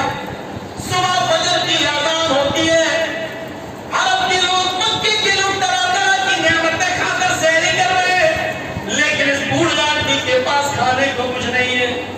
اس نے سوکھی روٹی کو پانی میں بھگو رکھا ہے اور صبح ہو کر اپنی بیوی لبابہ کو اور اپنی 4 بیٹیوں کو، بہنوں، بوڑھی ساس کو وہی سوکھی روٹی جو پانی میں بھگوئی ہوئی تھی وہی افطار کر، وہی سحری کرا رہا ہے۔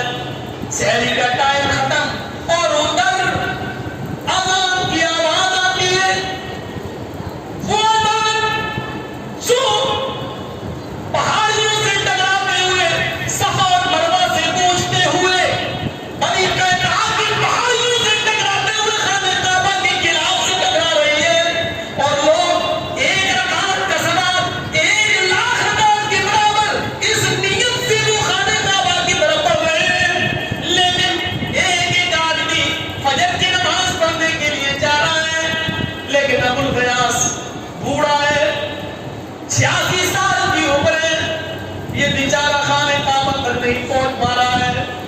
اس نے اپنے ہی بچوں کو اپنے پیچھے کھڑا کر دیا۔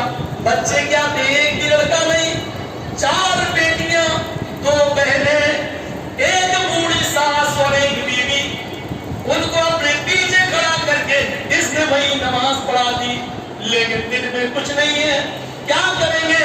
سحری تو سوکھی روٹی کے ٹکڑوں سے ہو گئی، لیکن شام کو افطار کیسے ہوگا؟ صبح کا سورج نکلتا ہے، بیوی لبابہ کہتی ہے، میرے شوہر، میرے سرتاج، جاؤ تھوڑی بہت محنت کر کے لاؤ، کچھ تو لاؤ، 4 بیٹیاں ہیں، 2 بہنیں ہیں، ایک بوڑھی ساس ہے اور میں ہوں، ارے جاؤ کچھ تو کرو۔ ہاں میری بیوی تم ٹھیک ہی کہتی ہو۔ یہ بوڑھا آدمی 86 سال کا مکے میں نکلتا ہے، ایک دروازے کے قریب جاتا ہے، کسی امیر آدمی کو دیکھ کر کہتا ہے، تمہارے گھر میں کوئی کام ہو تو مجھے بتا دو، جھاڑو لگوانا ہو، پوچھا لگوانا ہو، کپڑے دھلوانا ہو، برتن مجوانا ہو، کوئی کام ہو تو مجھے بتاؤ، میں کرنے کے لیے تیار ہوں۔ لیکن لوگ اس کی عمر کو دیکھتے اور کہتے کہ یہ کیا کام کرے گا، اس کو ہٹا دیتے، نہیں نہیں مجھے کوئی کام نہیں ہے۔ ایک وقت تو ایسا آیا، سر پکڑ کر بیٹھ جاتا ہے، اللہ میں خودکشی کر لوں اور دنیا کے ان تمام جھمیلوں سے میں آزاد ہو جاؤں، میں پھر جواب تو نہیں دے سکوں گا، یہ بچے تو نے دیے ہیں، تو ہی اس کے ذمہ دار ہے۔ لیکن عالم تھا، جانتا تھا خودکشی کرنا تو آسان ہے، لیکن اس کے بعد کی زندگی بڑی مشکل ہے، اس کے بعد میں اپنے رب کو کیا جواب دوں گا؟ پھر اٹھتا ہے، تھوڑا اور گھومتا ہے، لیکن کچھ بھی محنت کرنا، کوئی بھی آدمی کام دینے کے لیے تیار نہیں ہے۔ مایوس ہو کر ایک سنسان جگہ پر بیٹھ جاتا ہے، سر پکڑتا ہے اور لکڑی کی ایک تیلی، لکڑی کا ایک تنکا اس کے ہاتھ میں آتا ہے، زمین کو کوڑنے لگتا ہے۔ اچانک کوڑتے کوڑتے سوچتا ہے کہ اللہ یہ کیا ہو رہا میرے ساتھ، کام کروں تو को काम नहीं मिलता है। अचानक कुरेदते जमीन कोई चीज इसके हाथ को टच कर जाती है, इसके हाथ को टच कर जाती है। इसने सोचा कि कोई सांप है, फिर सोचा क्यों ना अपना हाथ बढ़ा दूं, सांप हो तो डस ले, काट ही ले मुझे और उसके जहर से मैं मर जाऊं, कम से कम ये खुदकुशी तो नहीं कहलाएगी। ये सोचकर उसने हाथ बढ़ा दिया, लेकिन हाथ बढ़ाया तो क्या देखता है, कोई थैली है, कोई थैली है। ये थोड़ा सा और उसको खींचता है तो वो थैली निकलती है, जिसको उर्दू में हुमियानी कहा जाता है, चमड़े की होती है, बेल्ट की तरह। हाजी लोग जो हज करने जाते हैं तो अपने कमर से बांध लेते हैं, उसमें पासपोर्ट वगैरह कागज वगैरह कुछ रख लेते हैं, लेकिन वो थोड़ी सी उससे बड़ी थी थैली, उसको उर्दू में हुमियानी कहते हैं। वो उसको हाथ लग गई, उसने उसको खोल के देखा तो उसमें सोने के सिक्के, उसने उस सिक्के के गिनना शुरू किए तो 1000 सोने के सिक्के। खुश हो जा, खुश हुआ, चलो 1000 सोने के सिक्के मेरे हाथ में लग गए। लेकिन ये खुशी थोड़ी देर के लिए थी। आलिम था, मसला जानता था। हाय अबुल गयास, अल्लाह से डर देखी, तकवा देखी। हाय अबुल गयास, ये हुमियानी तेरी नहीं है, तुझे मिली है, तुझे मिली है। और लुकता जो है, जमीन पर पड़ा हुआ माल जो है, वो तुम्हारा नहीं है। पूरे 1 साल तक पहले तुम्हें इसका ऐलान करना पड़ेगा, इसके मालिक को तुम्हें ढूंढना पड़ेगा। 1 साल ऐलान करने के बाद जब कोई तुम्हें पहचाने बता दे और 1 साल के अंदर मिल जाए तो ये माल तुम उसके हवाले कर दो, और अगर नहीं मिलता है फिर तुम इसको इस्तेमाल कर सकते हो। उसमें भी कुछ शर्तें हैं। या अल्लाह, ये माल मेरा नहीं, 1 साल तक मैं इसको पहले ऐलान करूं। फिर सोचता है कि नहीं, इस मुसीबत में कौन पड़े, 86 साल की उम्र हो चुकी है, 1 साल तक हम ऐलान करें, पता नहीं अगले साल हम जिंदा भी रहेंगे या नहीं रहेंगे, और मालिक मिल गया तो उसको भी देना पड़ेगा। चलो इसको यही छोड़ देते हैं। उसने नियत कर ली कि हम इसको हाथ ही नहीं लगाएंगे, छोड़ देते हैं। लेकिन ये भी मसला जानता था, और जो ना जानता वो जान ले, वो जानता था, आलिम था। कोई चीज पड़ी हुई रास्ते में गिर जाए और हम उसको ना उठाए, आगे बढ़ जाए तो हमारी कोई जिम्मेदारी नहीं है, तो कोई भी ले जाए हम उसके जवाब दे नहीं है, क्योंकि हमने उसको छुआ ही नहीं है। लेकिन जो चीज हमने हाथ से उठा ली है, छू ली है, देख ली है, उसमें कितने दिनार है वो भी हमने गिन लिए है।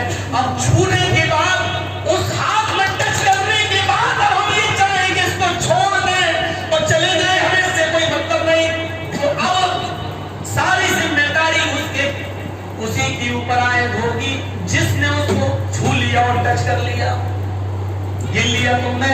अब तुम इसको छोड़ नहीं सकते हो। या अल्लाह, ये कौन सी मुसीबत में मैं पड़ गया, इस माल को मैं इस्तेमाल भी नहीं कर सकता, छोड़ के भी नहीं जा सकता, क्योंकि मैंने इसको छू लिया और देख लिया। छुपाया और चुपके से ज़ोहर की नमाज से पहले पहले अपने घर जाता है, दरवाजा खोलता है और चोर की तरह जाता है, नहीं मेरी बीवी न देख ले, अगर देख ले तो घर की औरतें बड़ा तमाशा बनाती हैं। जैसे ये घर में घुसा और एक खुफिया जगह पर इसको रखने ही वाला था कि उसकी बीवी की नजर पड़ गई। काबुल गयास, क्या छिपा रहे हो, वहां क्या रख रहे हो? कुछ नहीं, कुछ नहीं, नहीं नहीं कुछ नहीं, इधर दिखाओ। और बीवी करीब आई तो उसने थैली दे दी, कई 1000 सोने के सिक्के। कहा ये मुझे मिले, कहा कि लो एक सिक्का निकालो और जल्दी मार्केट में जाओ, कुछ खाने पीने का सामान लाओ, हम इफ्तारी का सामान, इफ्तार का इंतजाम करते हैं। फरमाया नहीं, है मेरी बीवी, ये मेरा नहीं, पूरा मामला सुनाया। बीवी अपनी दलील कहती, हम जिस दौर से गुजर रहे हैं, यहाँ तो हमारे लिए मुर्दा जानवर भी हलाल है, हमारे लिए मुर्दा जानवर भी हलाल है। हम मौत और जिंदगी की कश्मकश में, जान बचाने के लिए मरा हुआ जानवर भी हमारे लिए हलाल है, और आप एक सिक्का लेने के लिए तैयार नहीं है। अरे आपने चोरी नहीं की है, ये तो अल्लाह का फजल है जो आपको मिला है।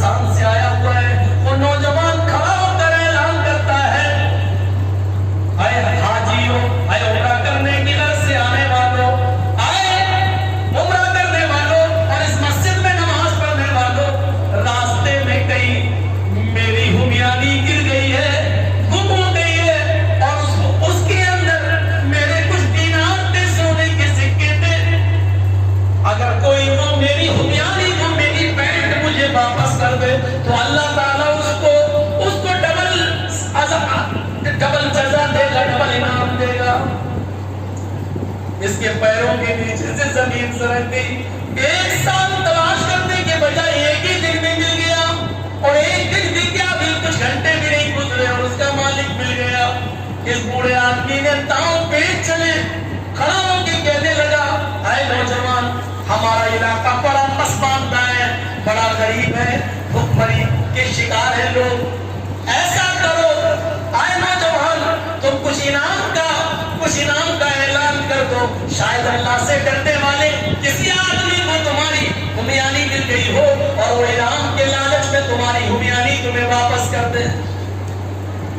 خراسانی نوجوان کہنے لگا, ہاں بزرگوار, صحیح کہہ رہے ہو, اچھا بتاؤ کتنا انعام کا اعلان کر دوں. اس میں میرے 1000 سونے کے سکے تھے. 1000 سونے کے سکے تھے. آپ اعلان کر دیجیے کہ جس کے پاس ہمیانی ہو وہ مجھے واپس کر دے, ہم اس کو 100 سونے کے سکے دے دیں گے. یہ خراسانی نوجوان کھڑا ہو گیا اور کہتا ہے, بوڑھے اپنی بات اپنے پاس رکھ, میں 100 سونے کے سکے بالکل نہیں دے سکتا ہوں. نہیں, اللہ, میرا اور ہمیانی لینے والے کا معاملہ میں تیرے سپرد کر رہا ہوں, میں 100 سونے کے سکے نہیں دے سکتا ہوں. اے اللہ, میں نے ہمیانی لینے والے کا معاملہ میں نے تیرے سپرد کر دیا ہے. یہ کہہ کر یہ خراسانی نوجوان اپنے راستے چلا گیا اور وہ بوڑھا اپنے راستے چلا گیا. اسی مکے میں ایک شخص پڑھتا تھا جس کا نام تھا محمد ابن جعفر طبری. یہ وہاں طالب علم تھے, مکے میں کچھ تعلیم حاصل کرتے تھے. ان کو خیال آیا اس بوڑھے کو ہمیانی ملی ہے. وہ کہتے ہیں کہ میرے دل میں خیال آیا, لگتا ہے کسی بوڑھے کے پاس وہ ہمیانی ہے. وہ چپ کے پیچھا کرنے لگا. یہ بوڑھا جس گھر میں گزرا, چھپر بھی نہیں, پھوس کا مکان اور اوپر پردہ پڑا ہوا ہے, آندھی آئے تو کپڑا ہی اڑ جائے اور پوری جھوپڑی اڑ جائے. یہ ایک سوراخ کر کے کسی طرح پھوس کے اندر جھانک کر دیکھتا ہے تو کہتا ہے کہ لو بابا, مالک مل گیا ہے ہمیانی کا. میں نے 100 لالچ کا 100 دینار کا انعام دینے کا کے لیے اس سے کہا تو اس نے منع کر دیا. لیکن ایک اور مصیبت میں اس نے مجھے ڈال دیا ہے. اس نے کہا کہ میں ہمیانی والے کا معاملہ تیرے سپرد کرتا ہوں. اے میری بیوی, میں ہمیانی لے کر جا رہا ہوں, میں اس کو دے دوں گا. کوئی بات نہیں. بیوی نے کہا 1-2 دن صبر کرو, شاید اس کے دل میں کچھ رحم آ جائے. دوسرے دن یہ بوڑھا پھر ظہر کی نماز پڑھنے کے لیے اسی جگہ جاتا ہے. وہ خراسانی نوجوان دوبارہ اعلان کرتا ہے, اگر میری ہمیانی کسی کو ملی ہو تو وہ مجھے دے دے, اللہ اس کو ڈبل اجر دے گا. یہ بوڑھا پھر کھڑا ہوا اور کہنے لگا, اے نوجوان, کل میں نے تمہیں ایک راستہ بتایا تھا, تم نے اس پر عمل نہیں کیا. میں نے کتنی بار تم سے کہا ہے ہمارا علاقہ بڑا غریب ہے, سب مزدور ہیں, پیشہ ور لوگ ہیں, اس لیے تھوڑا انعام کا لالچ دے دو. انعام کے لالچ میں شاید اللہ سے ڈرنے والا کو تمہاری ہمیانی تمہیں واپس کر دے. ارے تم 100 دینار نہیں دے سکتے ہو تو 10 دینار کا ہی اعلان کر دو. خراسانی نوجوان کہتا ہے میں 10 دینار بھی دینے کے لیے تیار نہیں ہوں. اے اللہ,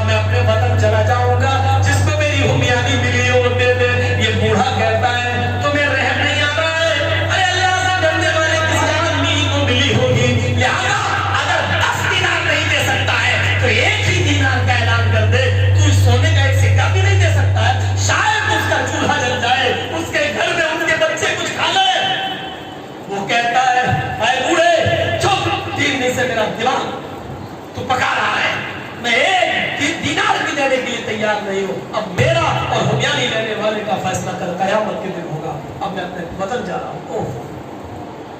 ये बूढ़ा कहने लगा, ऐ नौजवान घबराओ नहीं, इधर आओ मेरे साथ, तुम्हें आज तुम्हारी हुक्मरानी मेरे पास रखी हुई है, चलो आओ हम तुम्हें देते हैं। फिर बूढ़ा आदमी उस खुरासानी नौजवान को ले गया। मोहम्मद इब्न जाफर कहते हैं तबरी कि मैं पीछे पीछे चलने लगा, देखूं इस नौजवान बूढ़े पर कुछ रहम आता भी है कि नहीं आता है। बूढ़ा कहता है, नौजवान ही खड़े हो जाओ, मेरे घर में दूसरा रूप नहीं है, मैं अपने बीवी बच्चों से पर्दा कैसे करवाऊं? मैं एक तरफ अपनी लुंगी डाल देता हूँ और मेरे बच्चे उस तरफ हो जाते हैं, फिर मैं तुम्हारी हुक्मरानी तुम्हें देता हूँ, तुम अपनी अशरफियां अपने सिक्के गिन लो। फिर अंदर ले गया, बीवी, चारों बेटियां, दोनों बहनें एक हल्के से लुंगी के सुराख से देखने लगी। देखे उसने एक एक करके 1000 सिक्के गिन लिए और हुक्मरानी उठाई, कंधे पे ला दी और सीधे, ठीक है जा रहा हूं मैं, आप लोग शुक्रिया, अल्लाह आपको डबल अजर देगा, डबल इनाम देगा। ये कहकर वो नौजवान घर से निकल गई। लुबाबा कहती है, जैसे वो घर के दरवाजे से निकला, 1000 सोने के सिक्के लेकर, मुझे ऐसा लगा जैसे मेरा कोई जवान बेटा घर से गुजर गया, मेरा कोई जवान बेटा मर गया। उस नौजवान को जरा भी तरस नहीं आया, मेरी फैमिली, मेरी हालत देख, मेरा घर देखकर जाने लगा, चला गया और कम से कम 500-600 मीटर दूर गया होगा, 1/2 किलोमीटर। उसके बाद फिर लौटता है वहां से वो नौजवान, दस्तक देता है, बूढ़ा दरवाजा खोलता है। बूढ़ा आदमी को गुस्सा था, इसको मेरे बीवी बच्चों पर रहम नहीं आया, इसने 1 दीनार भी देना गवारा नहीं किया। सोचा जिसको डांट लूं, क्या लेने आए हो मेरे घर पर, भागो, तुम्हें जो चाहिए था वो मिल गया, जाओ यहां से। लेकिन कहा कि ये शरीयत के खिलाफ, ये मेरा मेहमान है, उसने जो किया उसके साथ हमारा हक है मेहमान नवाजी करना। जैसे ही दरवाजा खोला, नौजवान क्या लेने आए, आओ मेरे पास, मेरे घर में पानी के सिवा कुछ नहीं है, मैं तुम्हारी मेहमान नवाजी। अपनी बीवी को बात दिलो, बाबा लुंगी के औनार से पानी भर के मुझे दे दो, मैं इस नौजवान को पानी पिला देता हूँ, यही मेरी इस्तिताअत है, मेरी हैसियत है। लो नौजवान पानी पियो। उस नौजवान ने पानी पिया। कहा बताओ अब क्या, अगर रहना चाहते हो 2-4 दिन तो मेरे घर में कोई जगह नहीं है, हाँ मैं पर्दा जरूर डाल दूंगा, तुम यहाँ सो सकते हो। वो कहने लगा, नौजवान क्या मेरे बाप ने मरते वक्त 3000 सोने के सिक्के छोड़े थे और उसमें से 1000 सोने के सिक्के अलग निकाल कर मुझसे ये कहा था कि तुम जब उम्रा करने जाओ तो तुम्हें उस दयार के अंदर जो सबसे गरीब इंसान नजर आए, ये 1000 सोने के सिक्के तुम उसको दे देना।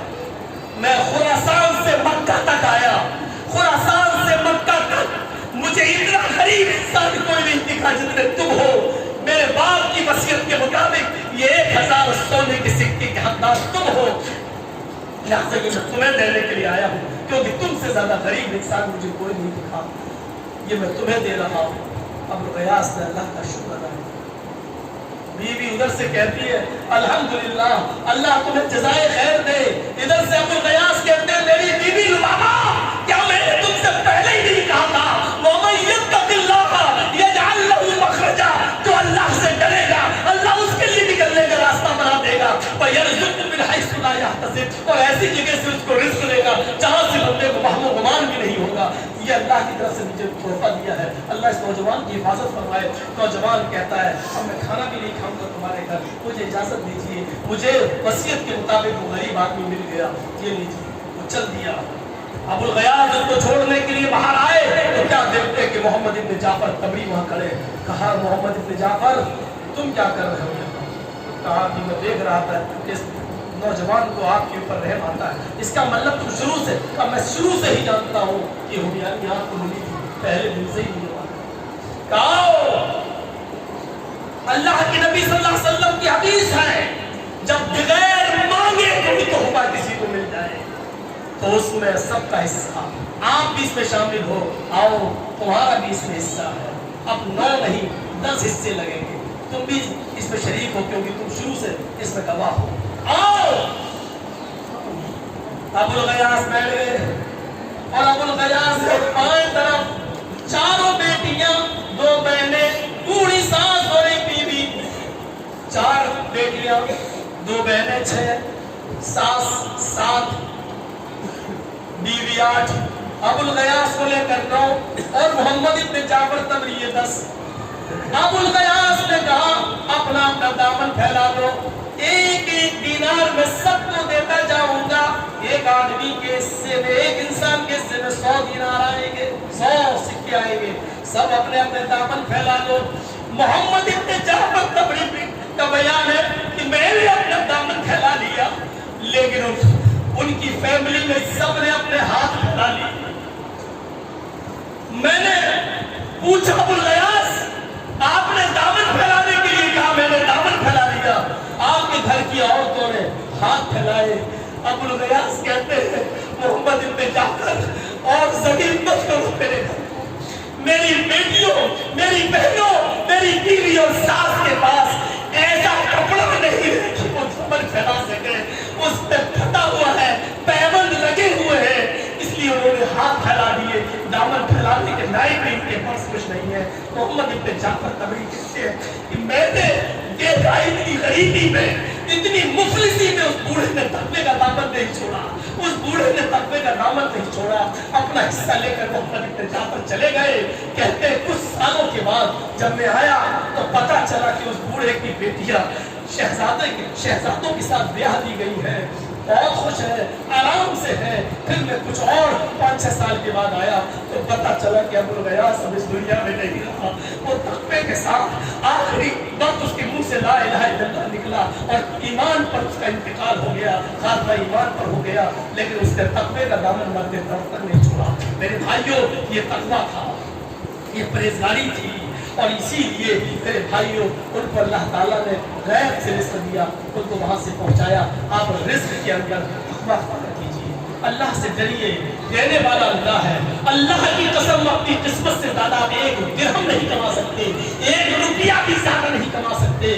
آپ یہ سوچئے دینے والا وہ ہے، وہ دے کر بھی آزماتا ہے، لے کر بھی آزماتا ہے۔ اللہ تعالیٰ ہم سب کو حلال رزق کمانے کی توفیق عطا فرمائے، تقویٰ ہماری زندگیوں میں پیدا فرمائے۔ ہم بہت زیادہ اب آپ کا ٹائم نہیں لیں گے، ہاسپٹل سے بھی کئی بار فون آ چکے ہیں، ہمارے بھائی کا چھوٹی کوئی لڑکی ہے اس کے ساتھ اور کوئی نہیں ہے، اس لیے مجھے سیدھے وہاں جانا بھی ہے اور جتنا ٹائم ملے گا اس کے ساتھ میں گزارنا ہے۔ اس لیے میرے بھائیوں مجھے معذرت کے ساتھ میں جا رہا ہوں، شاید 25 تاریخ کو میں عمر گاؤں میں پھر ہوں، میں 24 تاریخ کو پھر آؤں گا واپس، پھر عمر گاؤں میں کوئی پروگرام رکھا ہے ہمارے خلیل اللہ بھائی کے معرفت رکھا گیا ہے۔ اللہ سے دعا کیجیے کہ وہ بھی کامیابی کے ساتھ ہو، تو ہم انشاءاللہ کوشش کریں گے، اور اللہ نے صحت و تندرستی دی اور ہمارا بھائی اس کنڈیشن میں رہا کہ وہ اس کی طرف سے اجازت ہو تو ہم ضرور آئیں گے۔ دعا کیجیے اللہ اس کو بھی صحت کاملہ اور عاجلہ عطا فرمائے۔ ہم آپ سے رخصت ہوتے ہیں قائم کیجیے آپ کا، اللہ تعالیٰ سے دعا ہے کہ ہمارے اللہ جب تک وہ ہمیں زندہ رکھے اسلام کے اندر رکھے اور ہمارا خاتمہ ایمان پر فرمائے۔ وما علینا الا البلاغ المبین، وآخر دعوانا الحمد للہ رب العالمین۔ السلام علیکم ورحمۃ اللہ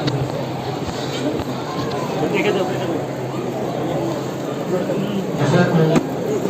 یہ کہ ہمارے معزز مہمان فضیلت الشیخ ہوتے ہوئے خدا رسیدہ دلوں کو نکھار دیتے ہیں۔